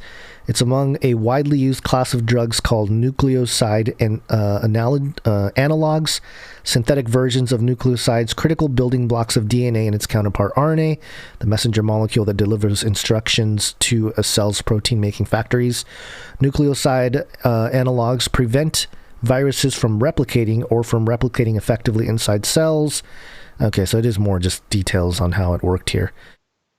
I don't think we have to necessarily get into any more unless you have... No, I mean, I just think it's interesting. Of course, in the battle for vaccinations and the vaccine passports and the this and that, it really makes me wonder what's the point of... I mean, speaking from the establishment perspective... the push for all the vaccines, and then suddenly, of course, you have the corporations who are pushing to create treatment, which is, I feel like, especially in the United States, and this will be highlighted by the next story we got coming up here, I think they're realizing that there's going to be a large portion of the United States that is not going to get the vaccine no matter what, unless you, go full Hunger Games and force it on people and, SWAT team into their houses type of thing. Which actually, not to sorry, I'm cutting into what you're saying here, but it would make sense that they're really pushing the gun control now. There's even more incentive in that sense. Like, hey, we really need to take away their guns because we want to, we want to really step up the jab thing. And the more people have guns, the less likely it is that we'll be able to impose that onto the people. Sure. So it kind of makes sense. Well, and the interesting thing is these same companies, Pfizer especially, who are creating treatments as well as the vaccine. If you have the vaccine, why do you need a treatment? I mean, it sounds like there's going to be a route where the vaccine, you might be able to get away with not getting the vaccine because there's a treatment, which is exactly what people who are not excited, not just about vaccines, but a new experimental vaccine that didn't go through the normal amount of trials and is not approved by the FDA and long-term consequences are unknown. Hey, wait for the treatment. Give me a treatment. There's plenty of treatment options. Why give me an experimental medical device gene therapy, quote unquote, vaccine?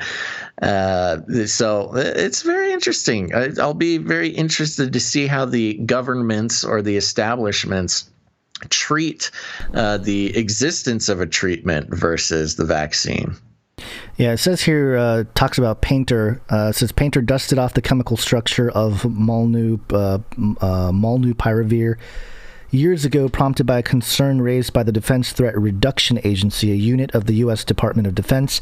He was looking for a countermeasure against weaponized Venezuelan equine encephalitis, the stuff of Cobra event level nightmares. What is a Cobra level event? Or a Cobra event? Is that Cobra like from the Ninja Turtles? I don't know. I was trying to find it. Cobra level event. Maybe somebody in the chat knows what that is. Cobra. Continuation of coverages. Cobra coverage? That sounds more just like a healthcare. I don't know. Cobra and second qualifying events. Not Ninja Turtles. It's G.I. Joe. G.I. Joe, I was going to say, yeah. Yeah. Get your stuff straight, Mr. Marvel. I know, it's been so long. But yeah, I think overall, I think you're right that there's like they're just gonna keep funding different treatments. It's truly the product of a sort of problem reaction solution. Provide the problem. Or introduce the problem, provide the solution. I'm seeing in the chat here, Cobra is the UK emergency cabinet. A UK task force group.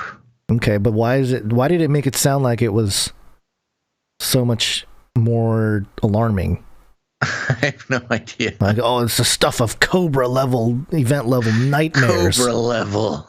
I have no idea. Well, I mean, it is interesting. I would be curious to see the reaction once there's any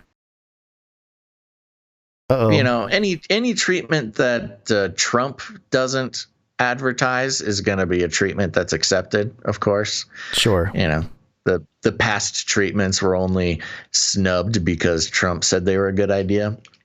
But I'd be curious to see how many people who, got the vaccine, maybe they weren't excited about it. Maybe they just said, I got to get it for my job, or I got to, just get back to normal, get the thing. We'll see. Oh, what? There's a treatment now and I don't need the vaccine? I acted too quick. Yeah, and then there's going to be a whole bunch of people that are mad or upset because they had to get the vaccine. This is not a good path we're on here either way. Yeah. Well, along the same lines, I got this story from the Globe and Mail. Ooh. The globeandmail.com.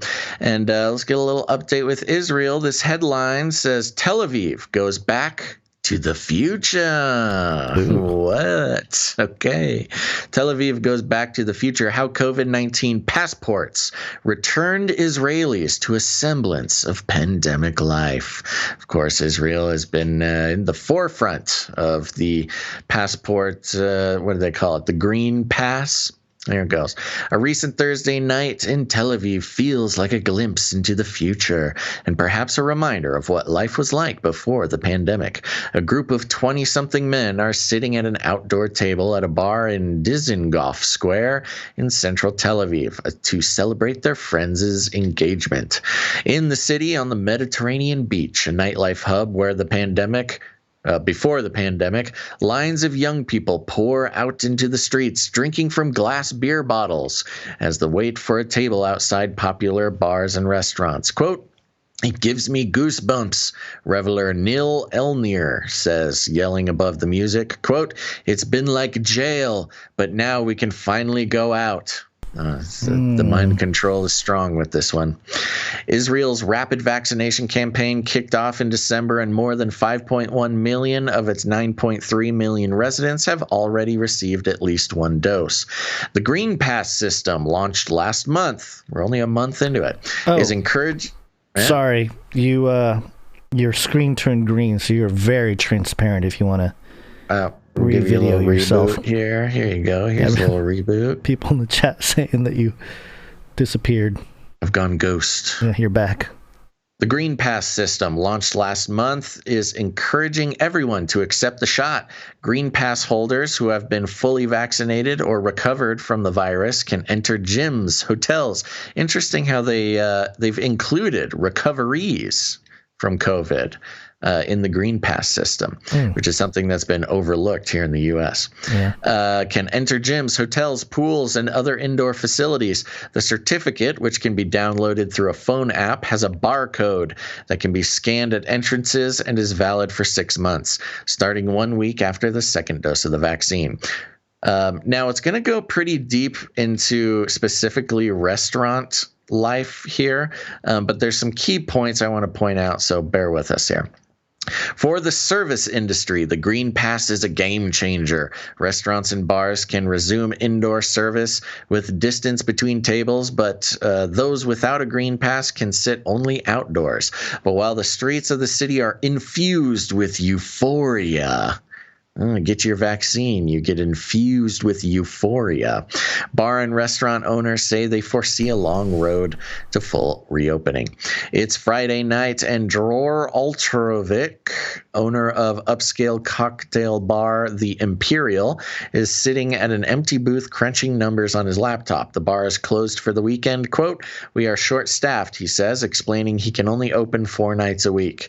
During the crisis, the Israeli government started paying 60% to 70% in unemployment benefits for those who lost their jobs. The payments are slated to continue until June, but could be extended. Quote, at the moment, they've got it made, said Tomer Moore, CEO of the Restaurateurs Stronger Together Association.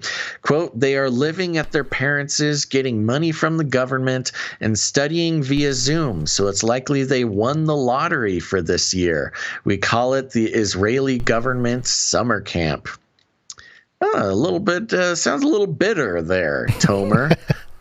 He's got, this is kind of funny. I mean, it's reflective of a lot of all the older generation's feelings. These kids, they're living at their parents' and studying via Zoom, and they get money from the government, so it's like they won the lottery. Okay.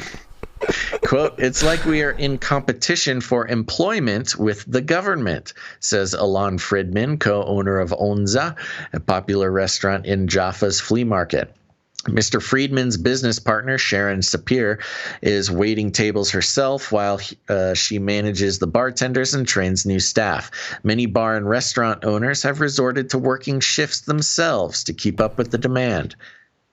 Okay, I think it's okay to work a shift if you're a restaurant owner. It's not the end of the world. Oh my gosh, I had to work a shift. I had to work at my own restaurant while all these lottery-winning young people are staying at home, locked down.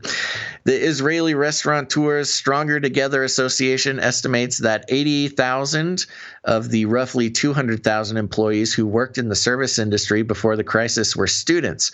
According to the association, 80% of those students have not returned to work amid the pandemic.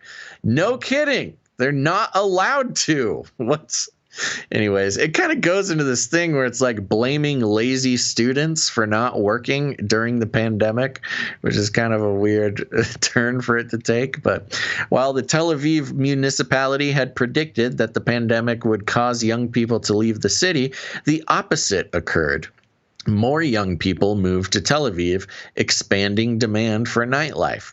But the students are not returning to the arduous jobs that had been supporting them before the pandemic. The city of Tel Aviv is supporting businesses by allowing restaurants to expand their outdoor seating space on sidewalks and streets around the eateries. The municipality has also paused vehicle traffic on some streets so they can be used for outdoor dining, and stopped charging rent to establishments on municipal property. Lior Shapira, chair of Tel Aviv City Council, says municipal offices have been going door to door, asking businesses what else they need to reopen. But he believes the worker shortage is the major issue and won't be solved until after the coming national elections. Restaurant owners who decide to reopen say that in many ways it's like starting from scratch, and new guidelines such as spacing between tables make it hard for them to earn enough revenue. About 20% of Israeli restaurants closed during the crisis and won't reopen, according to Uriel Lin, president of the Israeli Chamber of Commerce. Quote, for them, the crisis was very difficult, Mr. Lin says, explaining that many businesses also underwent structural changes, eliminating certain positions that also may never return. Tomer Moore, CEO of the Restaurants Association, estimates it will take 3 to 5 years for the industry to recover completely. So there you go. We've got a mix of things here. You've got the green pass that is apparently getting everybody back out into the streets and enjoying nightlife, and yet the government unemployment payments is making it difficult for these restaurants and bars to hire people. And I think it's it's just a weird, funny dichotomy that comes from the complications of the pandemic. You know, you got to pay people because you're forcing them not to work. And now that you're slowly starting to open things up, they don't want to work because they're getting paid. I don't know if I would call it winning the lottery, but you know, it's part of now Israel did have much more intense lockdowns than the U.S. Did. You know, as much as United States, as much as we disliked our lockdowns. Many other countries had significantly worse lockdowns than us. But have you heard of any similar problems? I mean, the problem is Israel has such a much lower population as well. Yeah, it's under 10 million. So it's like a fourth of California. Yeah, smaller than LA. Yeah. The whole country is. Yeah, it's always interesting because a lot of this kind of stuff is going to be used as some kind of proof for larger scale use to scale up basically this type of thing. And, at least this article points out some of the issues. But, in reality, I've already seen articles, not this one, but other articles talk about how, look at how I think I even got into a brief back and forth with somebody on Twitter, which, surprise, surprise, is some left-leaning Christian who basically said, all the Asian countries, look how strict their lockdowns were, and look how fast they've been able to reopen. Right. And I pointed out that, like, well, yeah, but every nation that they pointed out, which was like South Korea, Japan, Thailand, they're islands. Like, of course, if you're going to lock down an island, you're not going to get, so anyway. Very small populations. Much smaller populations, but, that's kind of the mistake here with a lot of this is if it works for a small region, then it must work for the world. Yeah. And it just doesn't, that's not the case, number one. There's no proof of that, but also, kind of not good that they're rolling stuff out like the green passport thing here. And I guess it's working, sort of, but they're still, they're not going to let go of the control. But, ultimately, this was a worldwide social disruption project. And to that end, it has worked beautifully. And bravo to the world controllers for pulling this one off, because, at first I was thinking, when I say first, I mean in the last year, for the first few months, I was like, I still feel like 9/11 was a bigger sort of psyop. But now I'm like, no, this is way bigger. This one's so much bigger in terms of scale, in terms of impact. Totally. It's just ridiculous. And the lies were so in your face for anybody that wanted to do 2 seconds of digging that, this one's much, much larger in terms of a psyop. Yeah, and the policing of the people by the people was much more effective. Yeah, exactly. Yeah, I mean, we got TSA out of 9/11, but who knows what's going to come out of this? The Jim Eagle clan. Jim Eagle is on the loose. They're on the loose. Don't get caught up. And with that, Gons, I think we should take a break. It's break time. Come on, take a break. Okay, folks, we're just going to take a quick breather, catch our breath here, and thank some producers. But before that, let's see here. Stick around, because after the break, we're going to be checking in with QAnon, also TikTok. WitchTok, not TikTok. She'd be practicing the witchcraft over on TikTok. And then, of course, we got to catch up with what's going on over at CERN. That's a very interesting update. And then, of course, cyborgs and surveillance, things like that. So lots of good stuff after the break, so make sure to stick around. But first, we want to thank some of our producers. That's right, I said producers. That's because we are on the value for value model. It's a wonderful model that encourages dear listeners to take responsibility for your own media future instead of letting big daddy corporations to spoon feed you whatever they want you to hear. That's right. You might notice there's no ad reads, no affiliate codes, no corporate money whatsoever, because every corporate sponsorship is a form of censorship. We'd figured out long ago that being brand friendly and taking suggestions from corporate advertisers just was not going to be in the cards for us. And so we take zero corporate money. That's from YouTube. That's from nothing. And so the fact of the matter is that this show is only able to continue because listeners just like you decide that they get value out of what we do here 3 times a week, and they make the choice to take responsibility for their own lives and become producers, because that's the way it works. The show only exists because of the hard work and the generosity of its producers, and that could be you. And so we want to thank those producers. And when I say producers, this is not some cutesy thing.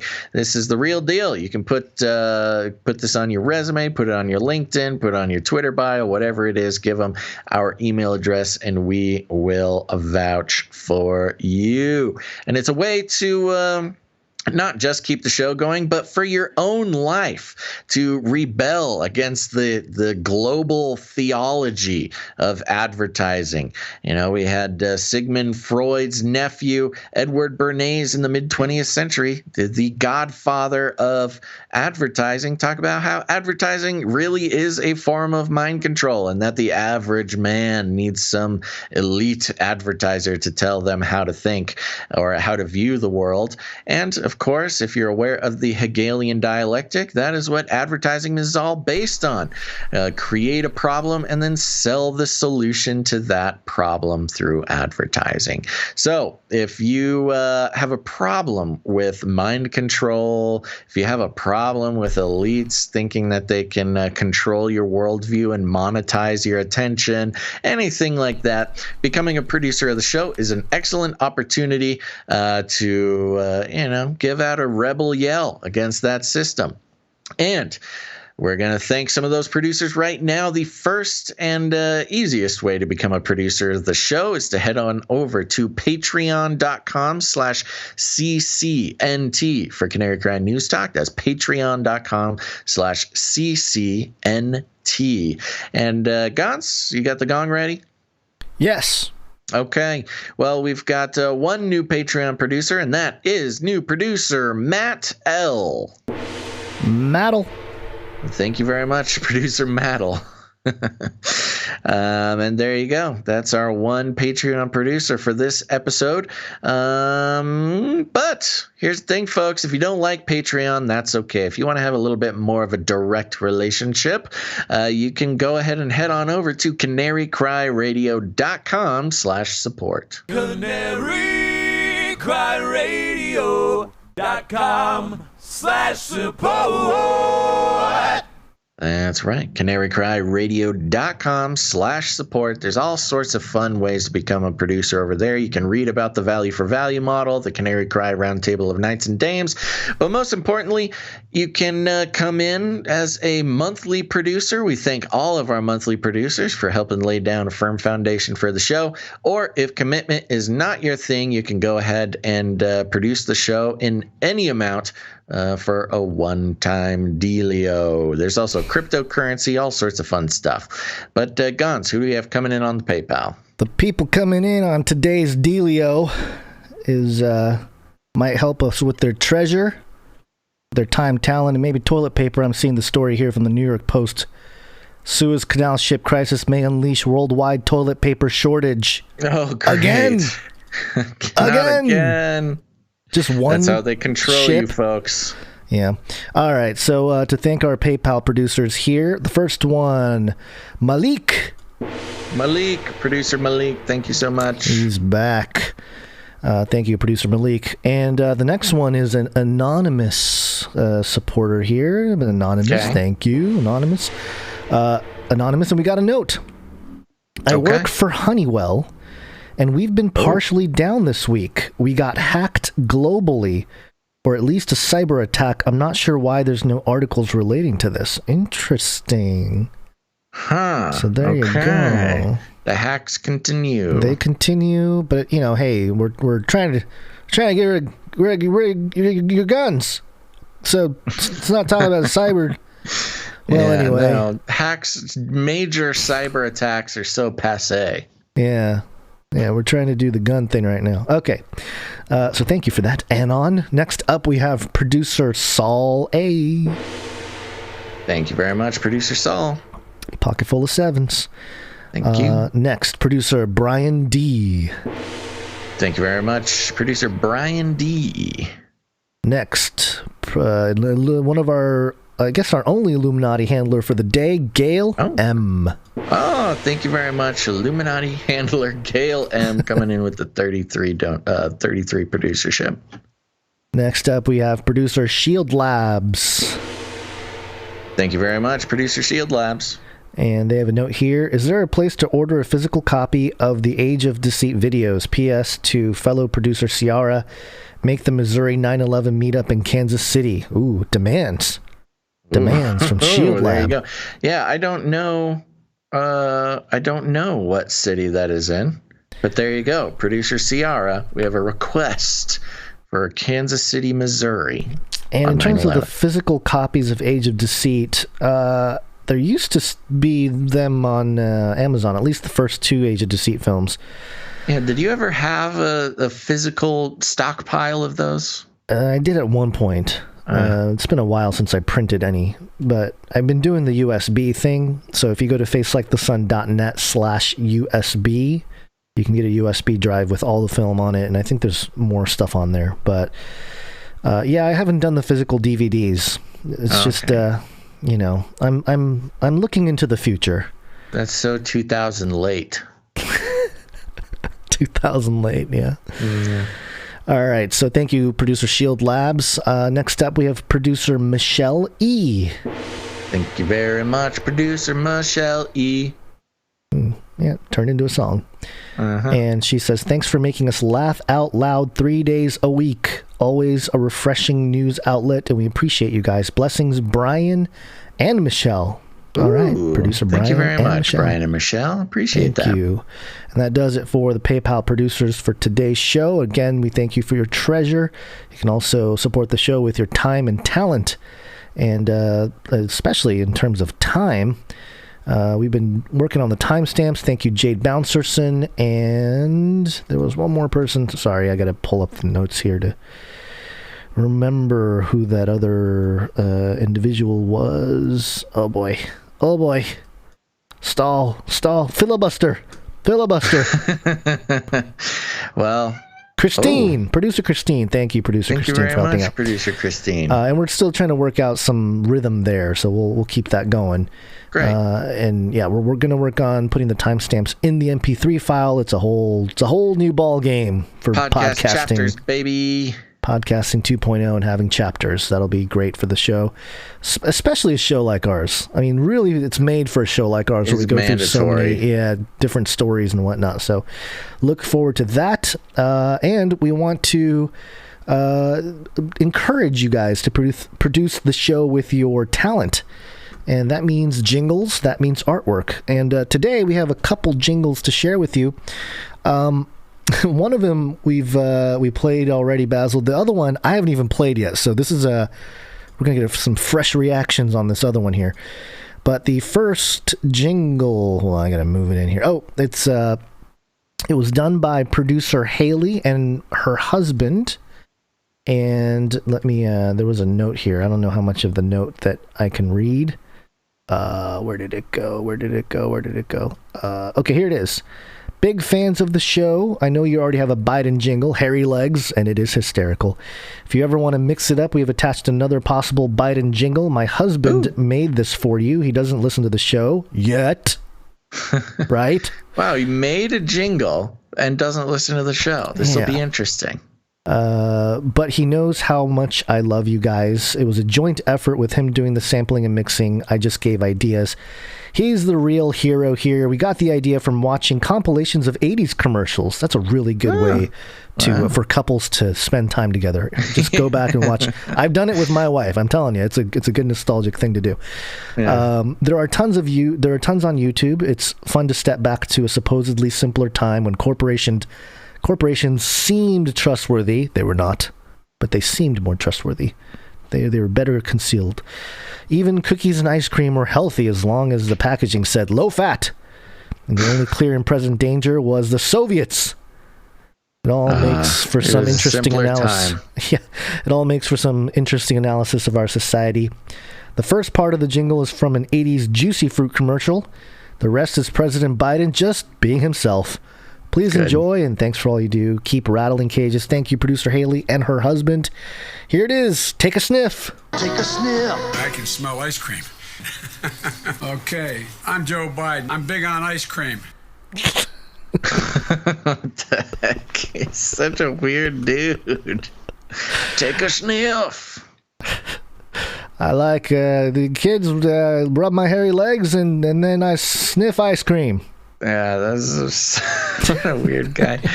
That's very funny. well done, though. Thank you. Thank you very much, producer Haley and husband. Yes, so thank you for that. We might use that. We'll switch it up when it comes to play it the again jingles. just for fun. Take a sniff. I can smell ice cream. Okay, I'm Joe Biden. I'm big on ice cream. I wonder what he was. What is that from? That is that's so what I want to weird. know. Was he at a ice cream shop opening or a? Yeah, I wonder if they edited that or if that's something he actually said. I think it's edited, but I think he had to say, "I'm big on ice cream." That doesn't sound edited, but maybe it's a really good edit job. You never know. If we needed a short one, even just the take a sniff, this is great. I can smell ice cream. Yeah, I can smell ice cream. Oh, that's good. What's ice cream on the Pizzagate list? I know it's something. I don't know what it is. Yeah. Yeah.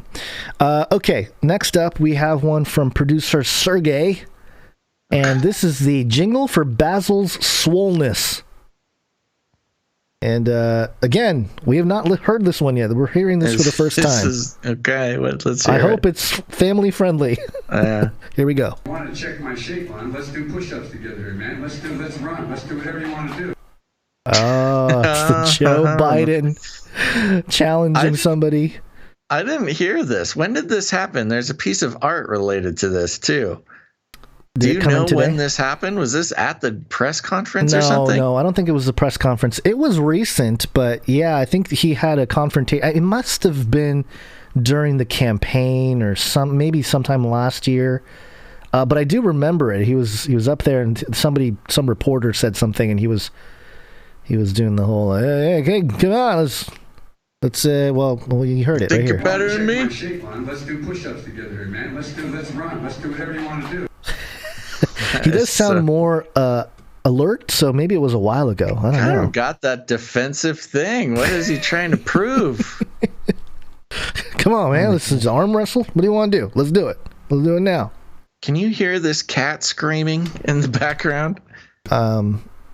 No. Okay, if you haven't heard it now, you're not going to hear it. He's yelling.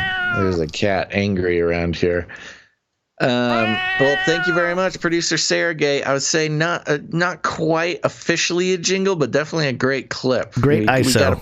Good ISO. We got to put a beat behind it or something to turn it into a jingle, but it's a classic. Push-ups. All right. And, of course, we have some art to share with y'all. One art, please. And this first one is from producer Allie. I mean, she just brought together. Speaking of Swole Biden, I mean, I love how there's always a theme that our producers just sniff it out. You know, they just know. They pick up on it. It's I'm going to say it's a Holy Spirit thing. That they just know. There's a vibe. They pick up on it.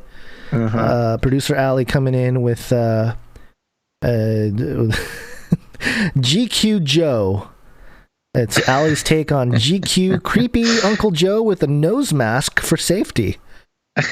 For safety. Yeah, for those who are just listening, this is a wonderful sketch here by producer Allie of Joe Biden with his nose mask on his tongue mask. And he's squatting. He's doing some squats. He's what has he got? He's got about, I think he's doing 135 there. Looks like the bar with a couple of 45s. Yeah, so he's getting his squat on. And what a never thought I'd see a picture of Joe Biden just pumping iron so hard. Well, he was a fit man. Well, What do you want? What do you want to do? Some squats? Float up the rock, bro. Let's go. That would be funny. Like, yeah, you want to go? Let's do some squats. It would be something he would say too. You know? Yeah, he does have some buff legs here, though. I think he could squat more than 135. We'll see. We'll see. He did get bitten. Didn't he get bitten by a dog or something? He twisted his ankle? No. That was two separate incidences. His dog bit a Secret Service agent, but he claimed he had his broken foot. I think chasing after a dog after a shower or something like that. Yes, he was chasing the dog. The dog slipped on a rug, and he tripped on the rug that the dog had sort of bunched up, or at least that's the official story. Okay. Don't know how you break your foot tripping on a rug, but okay, whatever you say. All right, okay, Joe. It is what it is, Joe. Okay, and let's. So thank you for that, Ali. This is fantastic. It's always great to see Ali's artwork here. Yes, thank you very much, producer Ali. Next up, producer Quantum Solace, and this is a whole cartoon strip epic. Yeah, so is this all one thing? Kind of. I think it flows from top to bottom, left to right. I thought okay, all right. So the wrestling one is the same as the rest? It is. There's it ties back to the wrestling thing. It's supposed to be rehearsal, but go on. Got it. Okay, this was so this is done in sort of a comic book, comic strip style with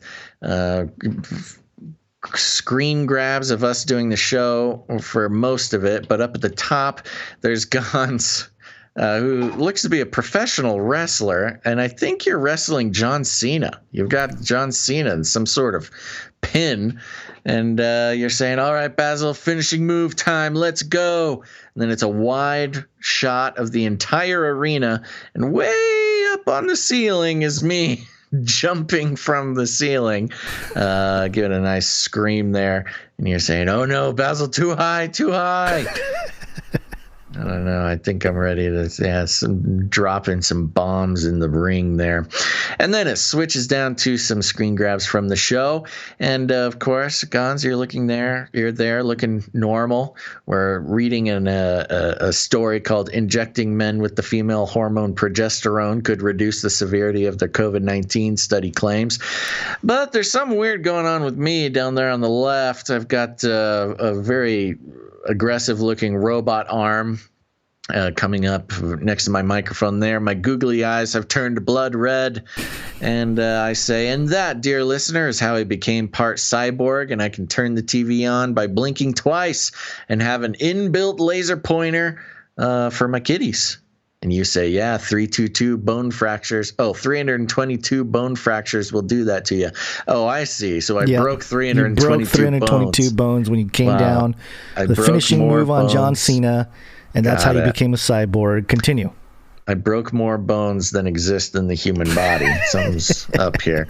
In the next panel, you say, you could have just jumped off the ropes like we rehearsed. And I say, great. You said the word rehearse. Now everybody knows wrestling is fake. Thanks a lot, Gonzo. Oh, and for those of you wondering if that guy died, no, he moved last second, just like a coward. You say, yeah, what a joke for not letting a grown adult land on him from 10 stories high. And then there's an awkward silence between us here.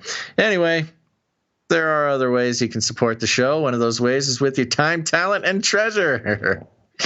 And then Gons plays the One Art Please jingle.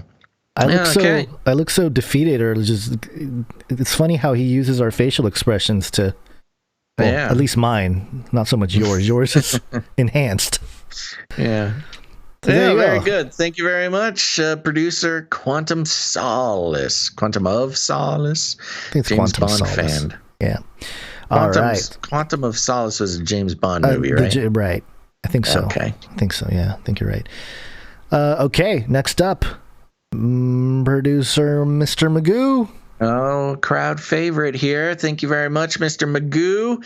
And he's, again, just about on par with your 4-year-old daughter. Has made us a little list here. It says Magoo's list top 3 podcasts. Number 1 is Canary Cry News Talk. Number 2, Canary Cry Radio. And number 3, Mr. Snood's super awesome podcast about roly-poly potato bugs.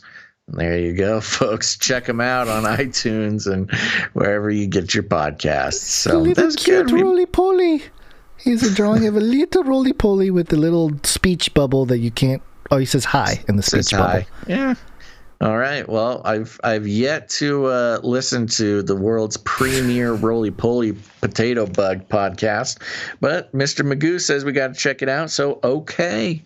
Yep. And last but not least, we have a piece of Photoshop from Epony Blaze, and this is Nancy Pelosi with a spiral purple and white birthday cap on, and it says Guten Tag told me today is Nancy Pelosi's birthday. So I just made this up real quick to celebrate. Okay, happy birthday, Nancy Pelosi. Happy birthday, Nancy. Is that her on the sauce? That pronunciation of Nancy? Yeah, probably. Yeah. Yeah. Okay. How old is that woman?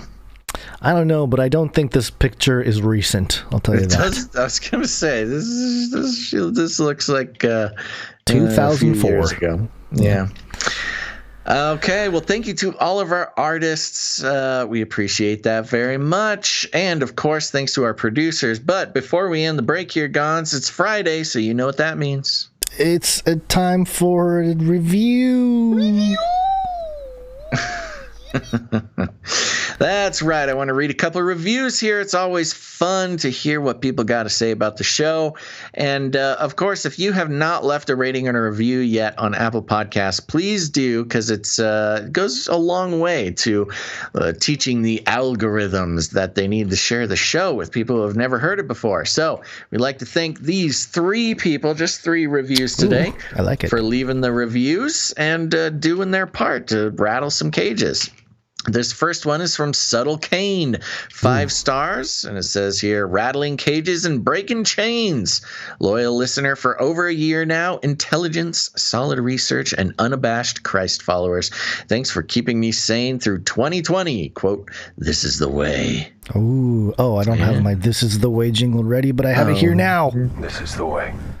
Yes. Next, we have a 5 stars from Joe in MA. Says, great podcast. Been a listener of this podcast since inception and Face Like the Sun YouTube for 5 years now. Very informative on the issues facing Christians and non-Christians alike. They also keep things light with some comedy / laughs in the mix as well. You'll benefit from listening to this show. 5 out of 5. Basil and Gons, keep up the good work. God bless. Well, thank you very much, Joe and MA. Appreciate that. I like the very straightforward nature. You'll benefit from listening to this show. It's just true. Straightforward. There is a benefit to be had. It's true. Thank you very much, Joe. Next, 5-star review from Leo Lefart. Ooh. Yes. Okay. And Leo Lafart says, long-time listeners, first-time commenter. I've always loved these dudes. They would go weeks before posting new shows. Now it's like 2 or 3 a week. Love it. That's right. And thank you. And you're welcome, Leo Lafart. Interesting. All 3 of these reviews were from long-time listeners. That just shows you there's people who've been listening out there for a long time and still haven't left ratings and reviews. So I give these guys an extra high 5 for taking the time to do that. All right. Thank you so much. Yeah, I appreciate all the reviews. It's very nice, and it does help algorithms. Yes, that's right. So even if you're out there, you've been listening for a while and never left a rating and review, please go to Apple Podcasts, leave a rating and a review. It helps out a lot, especially if you've been listening for a long time. Or if you're new, or if you're just a human and have hair, or maybe you don't have hair. It's all good. Everybody should leave reviews. Okay, I think that's it, Gons. I think it's time to wake up. Anything else? Do we need to? We should talk about meetups.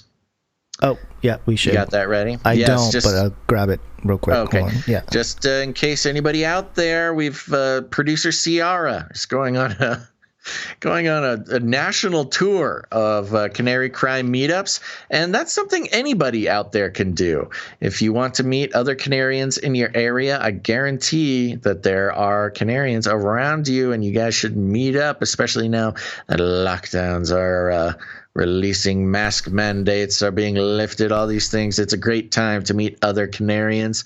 And let's see, for producer Ciara putting on these Canary Crime meetups, we have, Guns has scrolled all the way to the bottom. Oh, I did that because of the email addresses down there.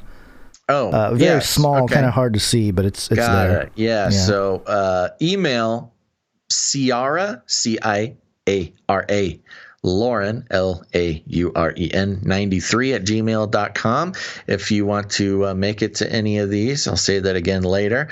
But let's see. What are the dates we're working with here, Gons? The first one is going to be in the Pacific Northwest next month on 4... I have a lagged version of what we're looking at here. April 24th through 25th. There you go. Pacific Northwest.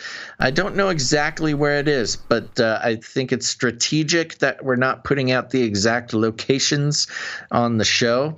But go ahead and email producer Ciara at ciaralauren93 at gmail.com.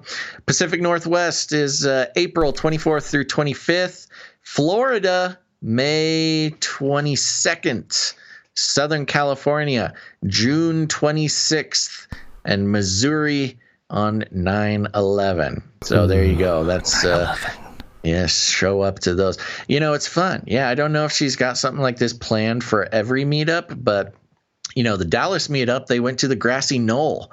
There's a bunch of Canarians meeting at the grassy knoll. Yeah. This looked pretty fun. It was cool.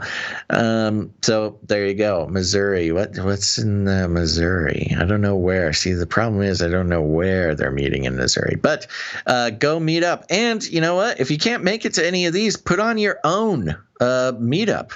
I don't know. Maybe you should talk to producer producer Ciara. Maybe if you want some advice on how to do it.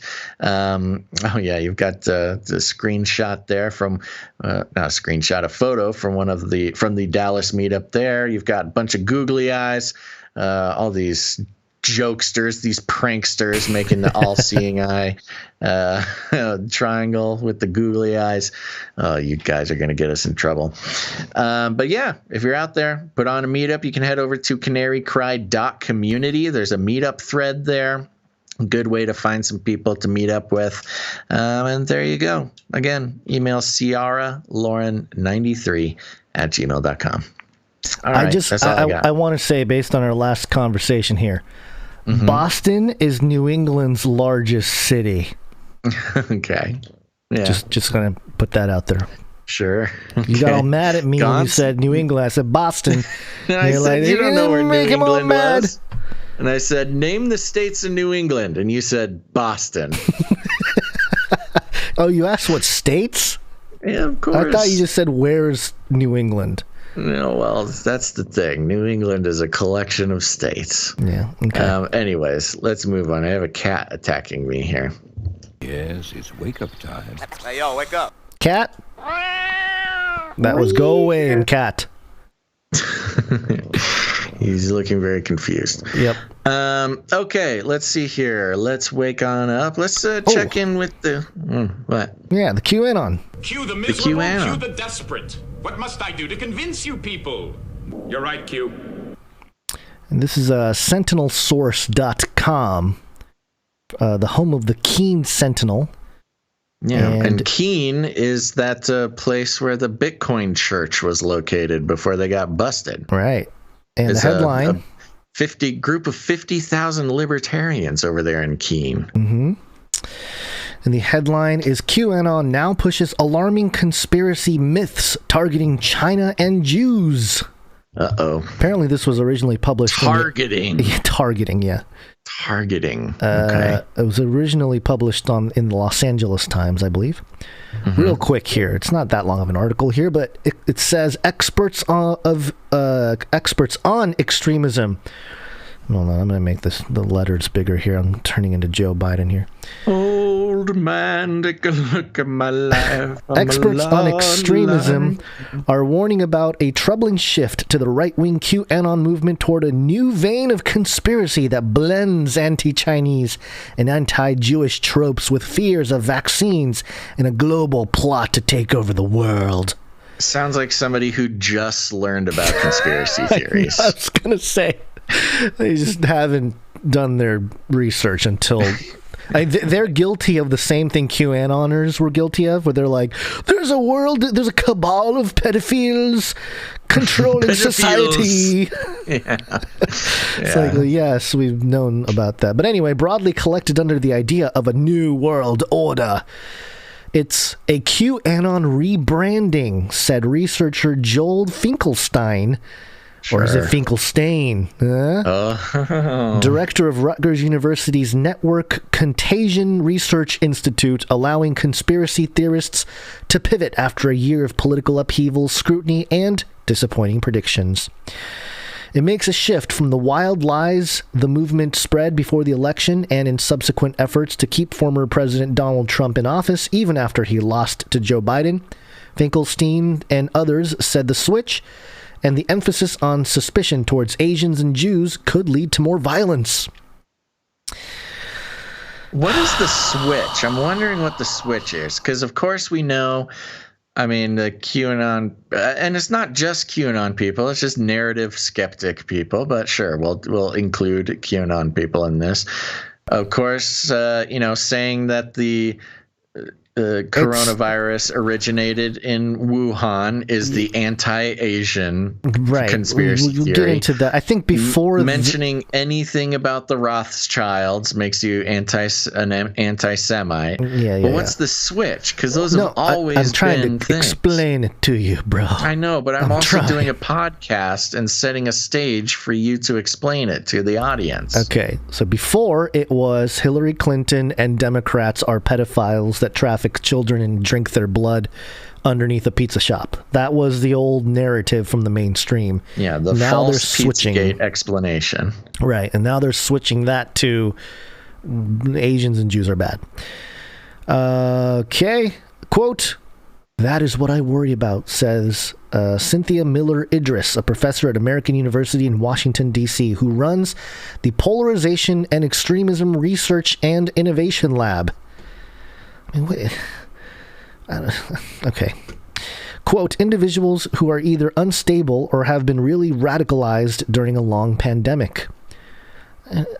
Aren't you being polarizing yourself by saying this kind of stuff? And as a head of or a professor that runs the Polarization and Extremism Research and Innovation Lab? Anyway, I see a lot of problems there.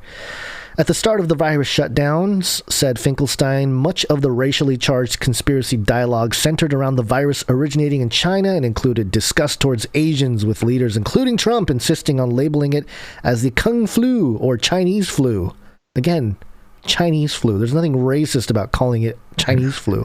Kung flu, Chinese, you can argue, being a racial slur. Yeah, right, Chinese. Oh, you're Chinese. I'm offended. Kung flu, all right, you can say it's offensive, but that's kind of clever, I would say. Not very offensive to me anyway. But I'm not Chinese. Since the election, the anti-Asian sentiment has shifted to anxiety about worldwide dominance. Specifically, a communist overthrow of governments backed by Jewish people who control wealth. President Biden is seen as a pawn of these elites. Hard to deny. Yeah, no shift. Quote, "There's no shifting The here. latest round seems to be motivated by the political dominance stuff," Finkelstein said. Very scientific. The political dominance stuff. Quote, "There is a huge component of this that China is taking over," which they are, logistically speaking. Members of Biden's cabinet have stated. You don't have to be a conspiracy theorist to see that. More broadly, extremists, specialists say QAnon is seeking to maintain relevance by swallowing other conspiracy movements. They're swallowing it up. Quote, they are unifying under a giant umbrella of a common enemy. Sometimes it's the Jews, occasionally it's the Asians, usually it's the government, Finkelstein said. Quote, what is happening is they are fishing for different issues to cause violence with. Cause violence. That's their main goal. And isn't this person part of the government? Anyway, this kind of thing really just is annoying. I was getting triggered reading this thing. Triggered. I couldn't tell. Following the November election, Finkelstein, Miller, Idris, and other extremism trackers noticed a shift in memes and words used by conspiracy peddlers. They appeared to be seizing upon a decades-old fear that tumultuous events in people's lives, such as the pandemic and its subsequent lockdowns, are part of a master plan to subjugate the masses and replace legal norms with the totalitarian rule of a select few. Those who study extremism... Sounds crazy. This sounds insane. Yeah. Those who study extremism said the transition by QAnon story peddlers is expected, but also signals that lies, racism, and propaganda in American politics will continue to have staying power. It is a, quote, large tent of distrust of government and authority that allows for, quote, a variety of followers who oftentimes have general fears and grievances, but not necessarily more specific types of commonalities, said Brian Levin, professor of criminal justice and director of the Center for the Study of Hate and Extremism at Cal State San Bernardino. Quote, it really creates an attractive opportunity for extremists to ensconce themselves into divisive, emotionally charged issues where they can focus on the grievances and the villain and not necessarily their own baggage, Levin said. Quote, QAnon is like a newt's tail. It can constantly reconstitute itself. Maybe the Illuminati was inside us the whole time. Takes one to know one, Levin. The QAnon reboot is, quote, new words for old terms that have existed for quite a long time, said Jason Blazakis, professor at the Middlebury Institute of International Studies and director of its Center on Terrorism, Extremism, and Counterterrorism. Globalist paranoia dates back to the 1960s and is built upon anti-Semitic ideas that go back centuries. The web of conspiracies gained popularity in the 1990s after then-President George H.W. Bush used... where is it? Here it is. A new world order. In a speech about the fall of Soviet communism, feeling anxiety about government overreach, a loss of liberty and gun rights. Where once conspiracy theorists looked to Russia as the enemy, they were suddenly left without a malefactor. They filled that void with the evil global cabal, Levin said. Levin, come on, dude. Come on, man. I mean, it's way older than the 1990s. I know. You're saying this whole globalism thing started in the 1990s? Yeah, I'm going to skip this one paragraph here. It says, Levin said conspiratorial politics are growing not just at the national level, but in state and local issues as well. Finkelstein's group recently found that Southern California is, quote, the hottest of hotspots when it comes to such conspiracies. That's right. Raise Southern the roof. California. Raise the roof, OC. I'm leading the charge quietly. Yeah. In late January, when protesters shut down the vaccine site at Dodger Stadium there was 10 people that stood in front of cars. His research team tracked a surge in online New World Order activity. That doesn't sound right. Tracked a surge in New World Order activity? Yeah. Including posts tagged with, quote, hashtag Great Reset, hashtag Scandemic, and hashtag Agenda 21. Oh, your research is incredible. A theory. You went to Twitter and searched hashtags. A theory based on a 1990s United Nations resolution that some consider proof of a plot to depopulate the Earth. Okay. The reasons why some Southern Californians have latched onto New World Order rhetoric are complex. Finkelstein's organization found a correlation between places with high incidences incidents of both Black Lives Matter activity and what he terms as pushback against it in the form of anti-mask, anti-lockdown rallies, a mix that fed New World Order activity online. Los Angeles County had the greatest abundance of both types of protests, followed by San Diego and Orange counties. You know, it's so funny. He refers to New World Order activity online. He is referring to like conspiracy theorists talking about New World Order activity. Yeah, but it makes it sound like when tracking New World Order activity online sounds like our job description. We are the New World Order. No, I mean we track New World Order activity online. Quote, that's what we do. Where the Black Lives Matter protesters showed up, the quarantine became sort of a counter cause, he said. Quote, this idea that we are the ones being victimized.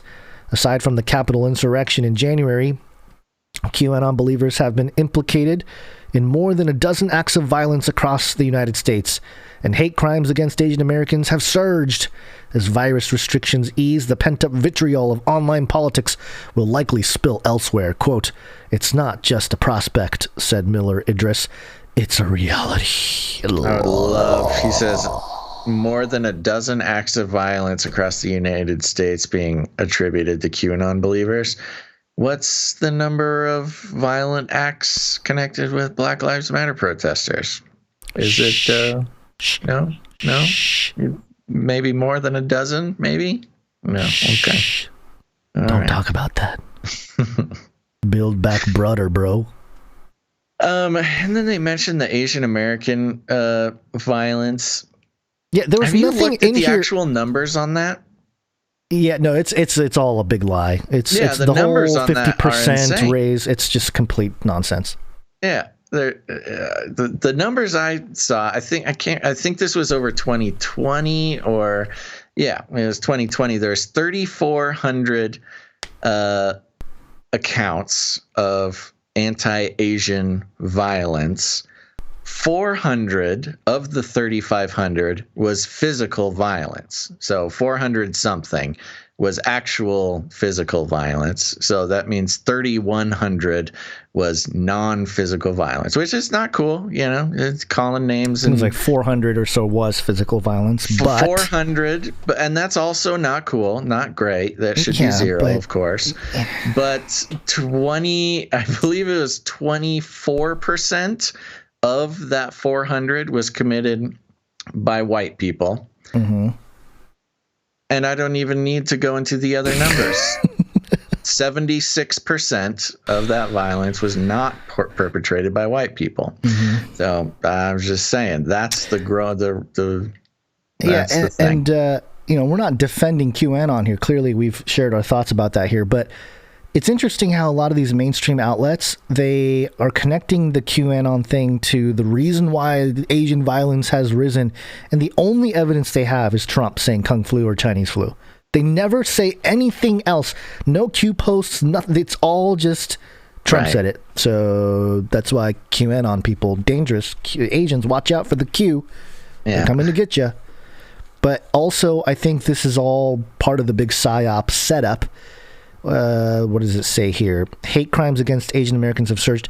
As virus restrictions ease, the pent-up vitriol of online politics will likely spill elsewhere. It's almost like justifying violence. They're like, well, we're going to see a lot more violence here now that we've had all this online politics vitriol pent up in our youth. Well, which is interesting because they're making this assumption that any idiot can say anything online. Ooh, and it's mostly anonymous. What? Nothing going. No, any idiot can say anything. I'm just not pointing out any particular idiots. Idiots of all kinds can say anything they want online. It doesn't matter what side of anything you're on. It's any true, idiot can say anything. Yeah. And this guy is just assuming like, oh, there's all these idiots saying idiotic things. So that means these same idiots have turned into violent extremists and are going to rampage through the streets like it's the purge. Yeah, it's just assumptive nonsense. It is nonsense, but again, I think this is part of unleashing the instigators to go out into the street and start violence. I mean, really, yeah. Well, that's they already have someone to blame. Yeah, they have the proto persona to blame for all the violence. And so, yeah, now they can pull off violence, and they're already setting up who to blame. So, kind of like the whole terrorist thing. Terrorist. Then 9/11 happens. Oh, who's responsible? Oh, the terrorists. They got us. Right. We've been warning about the terrorists for years. They got us. They actually got us. Yeah. So, there you go. Well, speaking of idiots posting things online, let's talk about TikTok. This girl must be practicing witchcraft. That's right. This is coming from the AmericanReporter.com. The headline, Celebrity Witch Club, a TikTok phenomenon, or how I got obsessed with witchcraft. Unless you live under a rock in a village far, far away with no access to the internet, you are on Instagram and most likely on TikTok. Not on either. No way, Jose. I don't live under a rock either. Already an inaccurate statement by I know. It's already oppressive if you're not participating. She is oppressing an Asian American right now. Oh. Put this on the Asian American violence list. Yeah, we better report this Jennifer Ross lady. She's really already done. Yeah. I sent it to the Attorney General. Canceled. Go ahead. If you are, then you would have noticed a pandemic of WitchTok accounts. A pandemic of WitchTok accounts. What is a WitchTok? It's an account or accounts that talk about witchcraft and all things magic. This sounds ridiculous, you say. Well, yes. Or that's what I thought once I started scrolling through thousands of accounts full of crazy and at times irresponsible content claiming to be able to change one's life. I then noticed a pattern that most of these accounts belong to children, all aged between 9 and 14. Yikes. And almost never older. Ugh. I mean, here we are in 2021, and all of a sudden we are supposed to believe that this generation is full of hereditary witches? I don't think so. This is funny. It's kids. I mean, of course, witchcraft is in many cases not something to be joked about, but 9 through 14-year-olds claiming that they're hereditary witches. A lot of this is LARPing, Yeah. Kids stuck at home, nothing much to do, but they have their social media and they can get some attention by saying that they're a hereditary witch. And to be honest, it's hilarious how many adults follow these kids that shoot their content from their parents' basement in Massachusetts and follow it. Where's the logic? Where's the brain? There is another type of witchcraft-related accounts that are made by adults who are obviously not accomplished in life, judging by the way they live and their surroundings, or even by the way they look. Wow, judgy. So mean to the witches, judgmental. TikTok witches. I mean, are they serious when they sell money spells to people but live in conditions that are worse than a state prison? That sounds like hyperbole, Jennifer. Anyways, or are they selling beauty-related spells when they clearly should be using them first? Strange. Whoa. Body shaming these witches. One night when I could not fall asleep, I saw a video that gave me goosebumps. It was talking about witchcraft in a manner that was not a normality on TikTok. It was by someone named @CelebrityWitch. Cool. The tone of the account was brutal, honest, and definitely anti the woke culture that gets offended by everything. I was intrigued. The account was modern, glamorous, and relatable. All caps, relatable. I then did my research about the creator, the creature, and found out via a few journalistic sources vague term.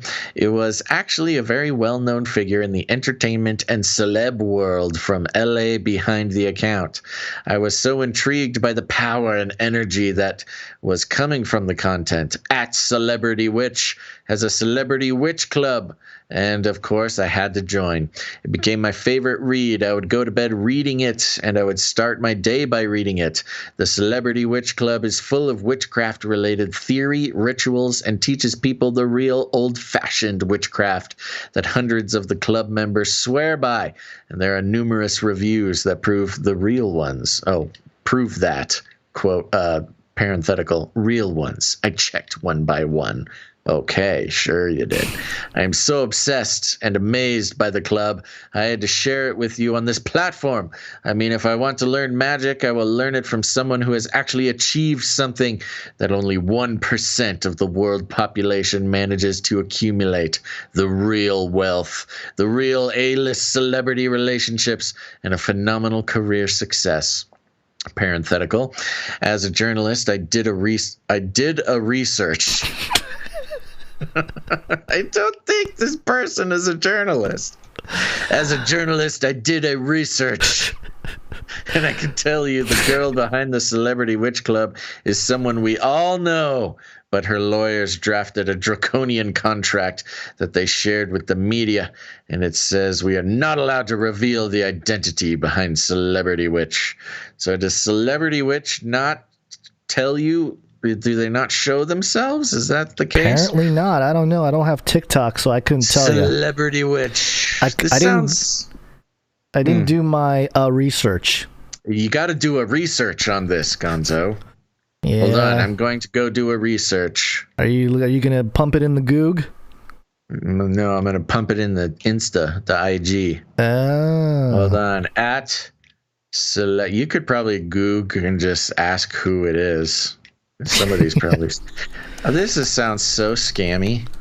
Yeah, the whole thing sounds scammy. I mean, whenever it's like, you will get real wealth, the 1% wealth, and make celebrity friends from Celebrity Witch.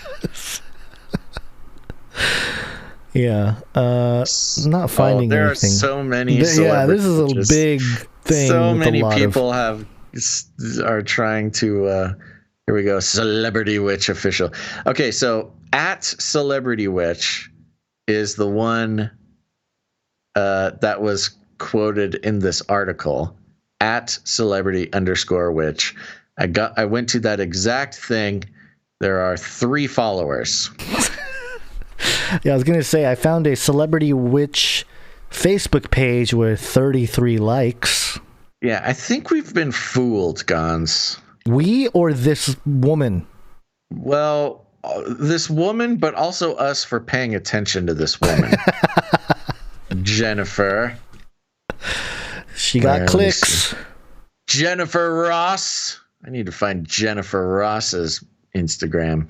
Anyways, we've talked about Celebrity Witch. No, we've talked about witchcraft. WitchTok. Yes, TikTok. Witchcraft, dang it, this is so hard to say. WitchTok. We've talked about this before. I think it was last year, and it was during the lockdowns. This, for some reason, had some crazy explosion in popularity, mostly because people were grasping for some sort of control over their lives. Yeah. And they're stuck on social media. And that's exactly what this is. And I don't need to necessarily remind everybody, witchcraft is always about exerting one's own will over other people or the world. And sort of taking cosmic power for your own self. And this became very popular. And there was, the last article we read about WitchTok, I think actually we specifically were looking at the Instagram version of it. These witchcraft social media accounts are getting humongous followings and was sort of causing a whole social revolution of witchcraft, of becoming a mainstream I don't know, spiritual practice system. The jingle has really messed up your words. I know. I think that's what it is. The what is it? She be practicing witchcraft has spoiled my ability to speak about it. But yeah. Anyways, what do you think? Have you seen this around? Demonic power. That's about it. That's about all I got. Yeah. Yeah, no, we did notice that it was a very popular or just trending in the last year, especially during all the lockdowns. People had nothing to do but scour their social media and put together witches' brews and try to put spells on people to like them and stuff. So and I think it goes back to this thing where everybody's stuck inside. Maybe they're working from home. They got their Zoom, meetings they're going to, but more or less, there's this urge to LARP. And for those who don't know, LARP stands for live action role play, which is basically just adults pretending. And not to say that there aren't like serious people taking it seriously, but it seems as though it was more of a revolution of people being like, oh, yeah, witch stuff is cool now. Now I'm a witch. I'm a witch. You're a witch. Everybody's a witch. Yeah. Okay. Well, we got a couple more stories. Try to get through these fairly quickly here. We're getting long in the touche. I know. Even when we try to do a short show, it just goes and goes. Another 3 hour, baby. I know. We have to cut down a couple of the stories next time and try to keep another 3 hour, baby. Okay. Getting kooky now. Yeah, it is getting kooky. Let's check in with CERN. Speaking of witches.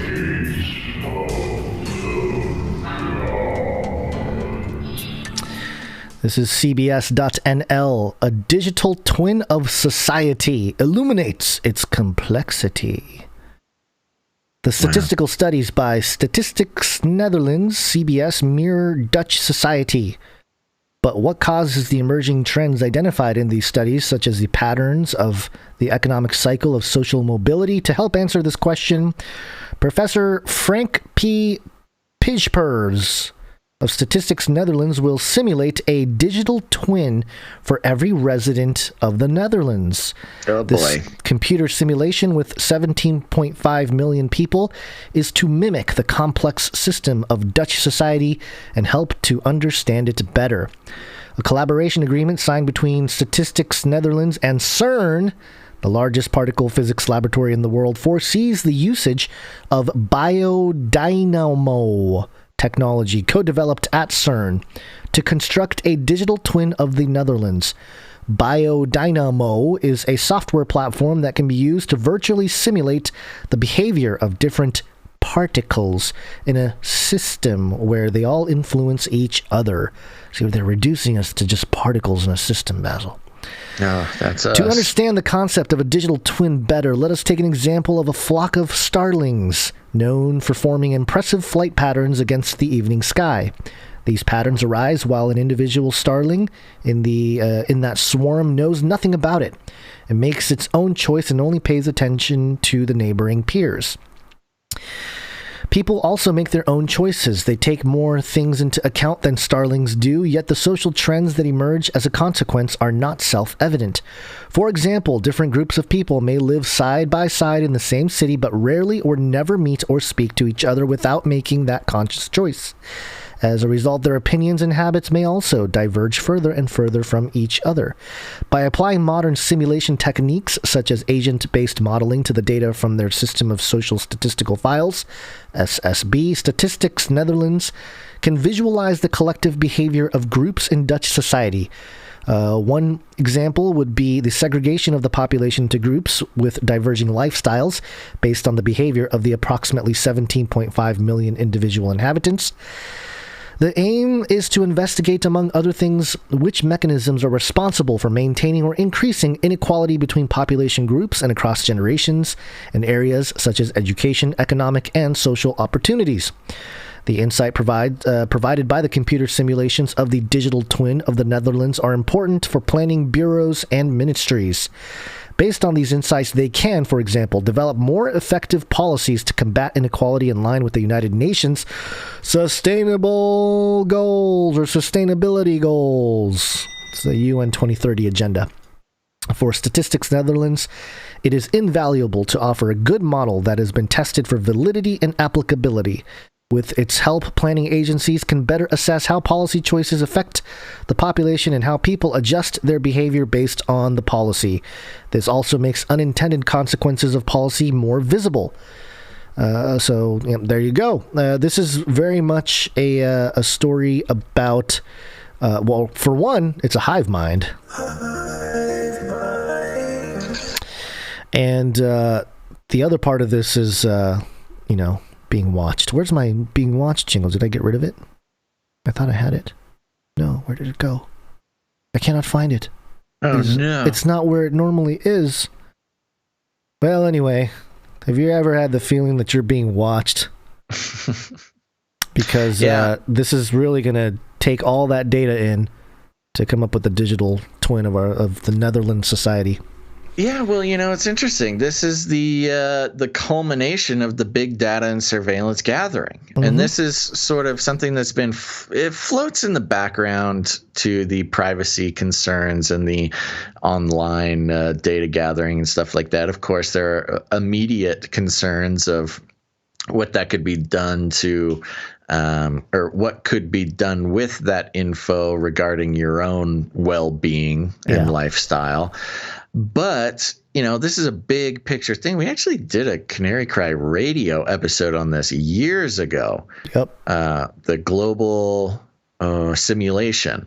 Mm-hmm. And this has been a goal for a long time.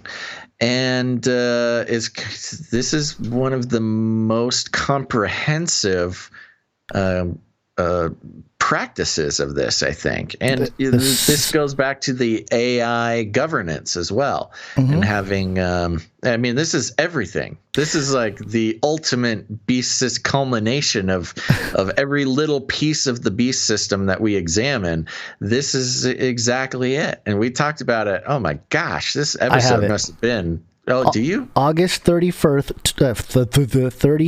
2012, episode 25 of Canary Cry Radio, the Sentient World Simulation, and it's the artwork that looks like the coronavirus popping up all over the world. You had that's interesting. The world map and all the little, the tags. Looks very much like the situation we're in now. But that's nuts. So there you go. I don't even know. I would need to go back and listen to see how close we were. But to have CERN involved is an extra little bonus. Yeah. On top of everything else, CERN, it kind of goes back and forth. Are they just kind of playing around with particles? Are they opening interdimensional things, or are they building the global world simulation that inevitably ends up in artificial intelligence governance? And it's no surprise that the Netherlands is kind of the first target. They were, again, as we reported, the country that had the highest approval rating for an artificial intelligence governor. This is incredible. It's just kind of, it's, again, a spooky moment where crazy stuff we talk about is becoming a reality. Yep. Are you ready to become cyborg? Well, cool. Moving on. Let's head on over to treehugger.com. Look at the tag of this website, though. Sustainability for all? Yeah, it's the buzzword. Yeah. Oh, good. Yeah. Tree hugger, sustainability for all. Let me just say, if you're starting a business, just use the word sustainability and you'll have all the environmental people going, oh. Yeah. And it makes nothing but sense that the headline is cyborg mussels could serve as environmental warning systems. We know that researchers can use mussel shells to measure historical levels of fracking pollution, and they've also been known to test positive for opioids. Fun. Now, a team out of the North Carolina State University is working on a different idea, hacking mussels with sensors so that they can function as a real-time warning system for pollution in the water. Are these mussels consenting to their cyborgism? I don't think so. There's something wrong here, tree hugger. This is an invasion of a species. Yeah, can the mussels sign the user license agreement for their new Android implants? Didn't think so. They're being used for the gain of humans, and this is racism. Yes, this is oppression. They're oppressing these shellfish. Speciesism. Free the shellfish. We should become shellfish activists and make this our main cause. At its simplest, the idea is based on how mussels eat. Mussels are filter feeders, and they feed asynchronously, meaning there's no apparent coordination between mussels to either eat or not eat at the exact same time. What does that mean? I have no idea. Nobody knows. All that changes, however, when there's something noxious in the water. The mussels will clam up, so to speak, all at once in order to... Nice one. All at once in order to protect themselves from potential contamination. By attaching inertial measurement units to each half of a mussel's shell, the sensors are able to detect if a mussel is open or closed and how widely it is. In order to keep costs down and ensure scalability, the researchers are using commercially available IMUs similar to those found in cell phones, but just applying them in new ways. Once the sensor is in the formation, it then sends back to a centralized data acquisition system that's mounted to a stake nearby and powered by solar panels. Why not steak? wave? They got cows into this too? Albert Bolskert, co-author and professor of electrical and computer engineering, describes the concept as being not unlike a Fitbit for bivalves. Quote, our aim is to establish an internet of mussels and monitor their individual and collective behavior. It's the shellfish hive mind, Gons. This will ultimately enable us to use them as environmental sensors or sentinels. Oh, yeah. Think of it as, here we go. There's a quote further on down by Jay Levine. Think of it as a canary in the coal mine, except we can detect the presence of toxins without having to wait for the mussels to die. Oh, better than a canary in a coal mine, because the canary doesn't die. Yeah, it goes on and on and on, but there you go, Gons. Free the mussels. We are enslaving Earth's shellfish for our own personal gain. MLM, bro. MLM. Multi-level marketing. No. Mussels lives matter. Depending on the kind, they could be tasty, although I don't know if you're supposed to eat shellfish. Yeah. Yeah, I feel like there's easier ways to sense if there's something bad in the water than surgically implanting sensors in thousands of shellfish. Yeah, this is an invasion. Yeah. It's a human invasion. Yeah, I don't think there's anything else to say. This is wrong and it's sick, and shellfish lives matter. If you connect it to the last story, you know how the shellfish the mussels have no clue that they're, well, maybe they do, but like they don't have a choice, right? That they're getting infiltrated by these wires and all this stuff to serve a purpose that they are not really made for. They're or enslaved. At least be taken advantage of to serve a purpose that they are unaware of. Ooh, they're being taken dominion over. Yeah, it's kind of the same thing taking place with humans if you think about the digital realm and what's happening on the other side. Yeah, it's all a big analogy. Here, folks. They start with forcing cyborg implants on shellfish, and they're coming for you next. Yep. All right, one more story before we call it an episode, another long one. Did you ever have the feeling that you were being watched? I did find the jingle, and this is, again, an LA Times article under technology. This is what happens when ICE asks Google for your user information. Oh, this is great. ICE is in the immigration thing. What is ICE? What was it? Immigration? I know it's the International criminal. What was it? Okay, now I got to look it up real quick. Hold on. Oh gosh, yeah. Which ICE are they talking about? They'll probably say it in the article here. The Immigration and International Customs Enforcement. Immigrant Customs Enforcement. There you go. Thank you. You're scrolling through your Gmail inbox and see an email with a strange subject line, a string of numbers followed by notification from Google. It may seem like a phishing scam or an update to Gmail's terms of service, but it could be the only chance you'll have to stop Google from sharing your personal information with authorities. Oh. Tech companies, which have treasure troves of personal information, have become natural targets for law enforcement and government requests. The industry's biggest names, such as Google, Facebook, Twitter, and LinkedIn, receive data requests from subpoenas to national security letters to assist in, among other efforts, criminal and non-criminal investigations, as well as lawsuits. And an email like this one is a rare chance for users to discover when government agencies are seeking their data. In Google's case, the company typically lets users know which agency is seeking their information. In one email the Times reviewed, Google notified the recipient that the company received a request from the Department of Homeland Security to turn over information related to their Google account. The recipient shared the email on the condition of anonymity due to concerns about immigration enforcement. The account may be attached to Gmail, YouTube, Google Photos, Google Pay, Google Calendar, and other services and apps.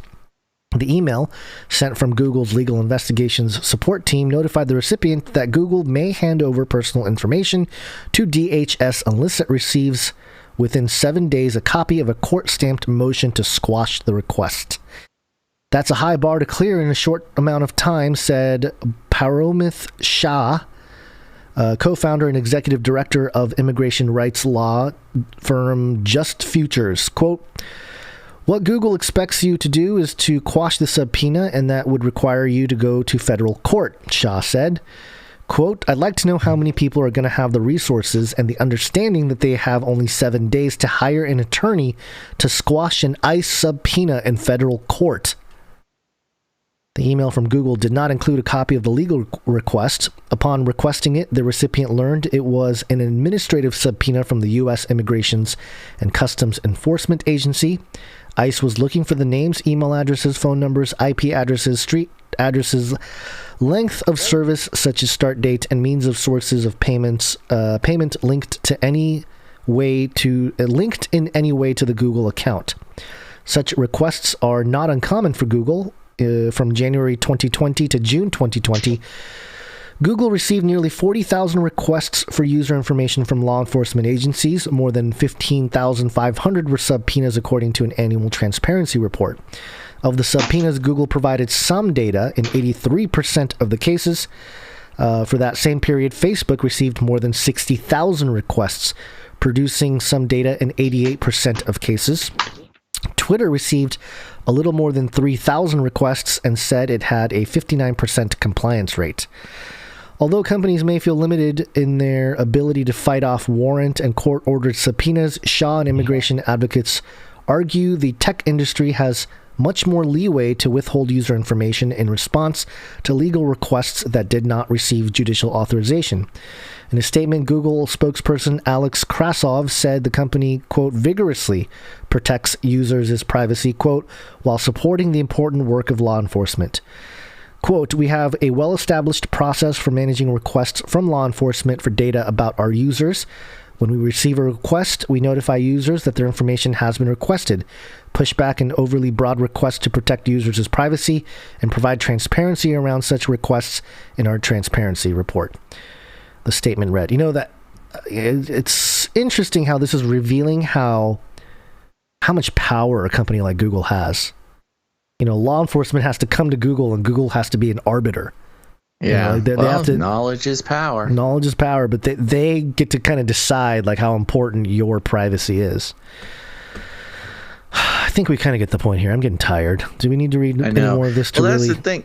When we mention the 3-hour shows, everybody's like, oh, we love the 3-hour shows. It's not that. It's just we run out of gas. It takes a lot of energy to do this. We're going to start staring off into space for a few seconds and then trail off into our thoughts. Turn into Joe Biden. Well, anyway, it's you know, the thing, the guy. And all right. No, because I know they. Sorry, I'm trying to get that part where you. This is a, but I'm ready to. Such a long pause. I thought it was over. I didn't know it was still playing. That's funny. All right. Well, I think while we still have to focus, this cat is really invading my space. I heard the cat earlier, so yeah. I think the cat is telling me the show's over. All right. Well, thank you everybody for coming in and listening to this episode. I want to mention right off the bat, we'll be circling back. Oh, next week's schedule is going to be kind of funky, huh?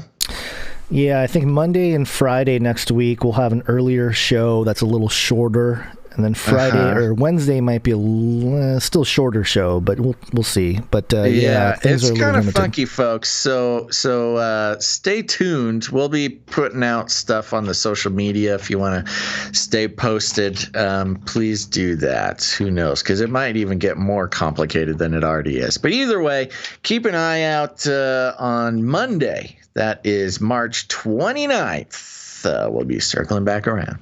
Circle back, but I'll have to circle back.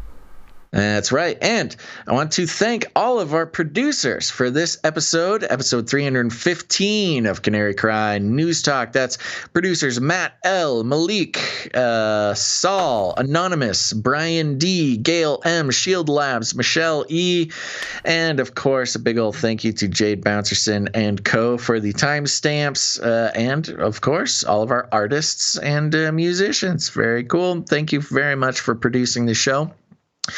I did notice, Gons, it's been maybe now it is the end of the month. There's always the end of the month producership lull. But I do got to give some credit to the producers over the past couple of weeks. It's been a very consistent group. Oh, my gosh. And Kat is stepping on the keyboard. I have completely lost control of the situation. But it's been a very consistent group, it feels like. So thank you to all of our consistent producers. And I would say, as we move, we understand that, financial support is never an easy thing to get together, especially if you don't have to. But just to be reminded that the value for value system is the only way that we can continue doing this work with the shreds of integrity that we are still grasping onto. So I would like to invite, if you have not produced a show yet, but you continue to enjoy the show, remember, it's just all about whatever value you get out of it.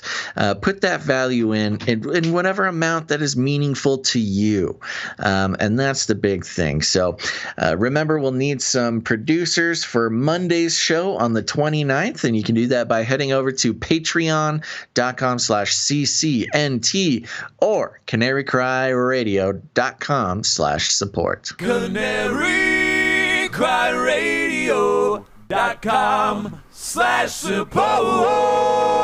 Look it up. That's right. canarycryradio.com/support. Look it up. Okay, let's see here. But here's the thing.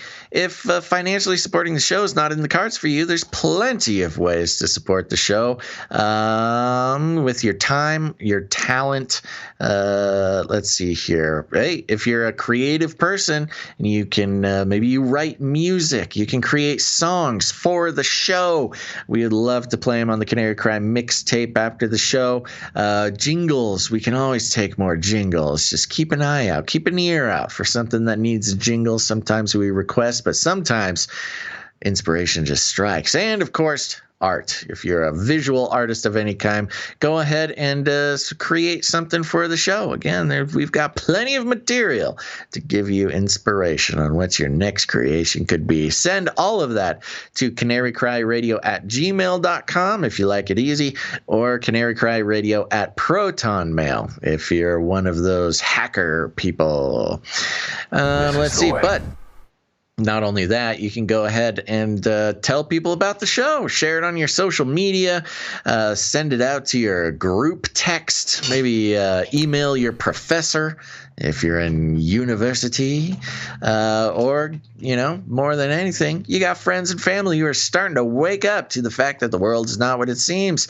And they will probably be just delighted to learn about the show. And, we're delighted to have them here. We call it rattling cages. And if you need any more instructions, here's what you do. You walk right up to him, you grab him by the cage, and then you shake it. The end of the world occurred pretty much as we had predicted. I want to shake things up, stir up some controversy, rattle a few cages. Hey, stop that! You'll never silence me. I'm the last angry man, a crusader for the little guy.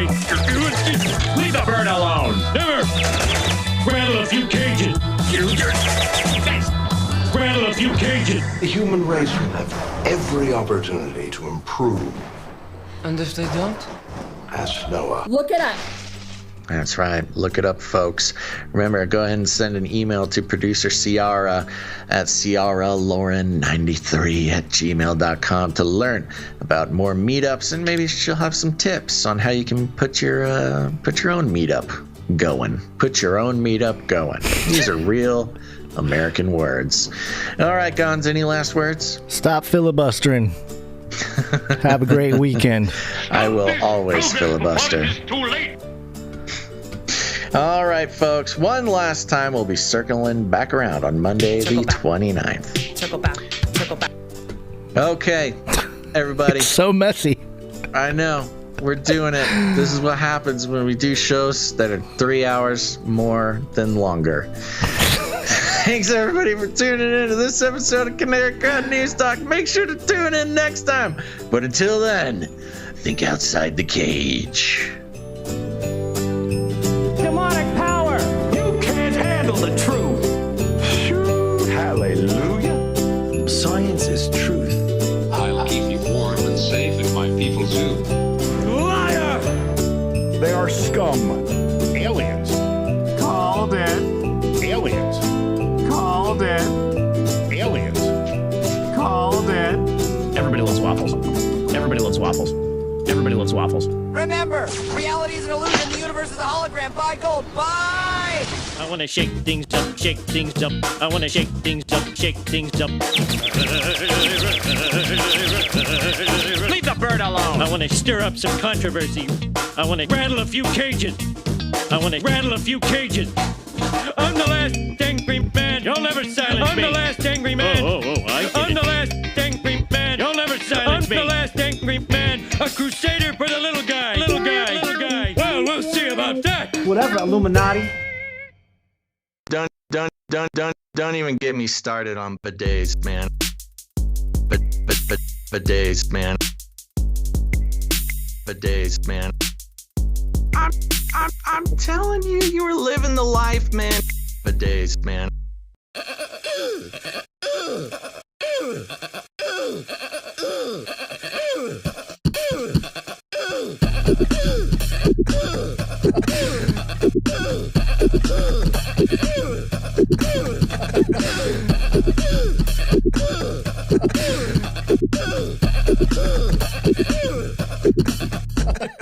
Fun fact, I believe it was another fun fact.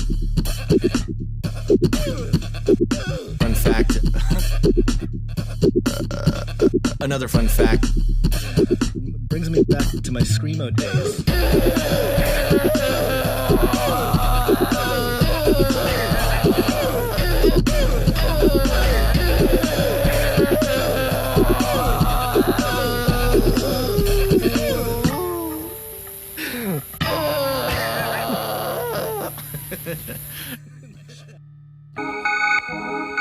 In the future, humans will be confined in a people's zoo. People, I'll keep you safe and warm in my people's zoo. I'll keep you safe and warm now in my people's zoo. You, yeah, you in my people's zoo. I'll keep the cameras on.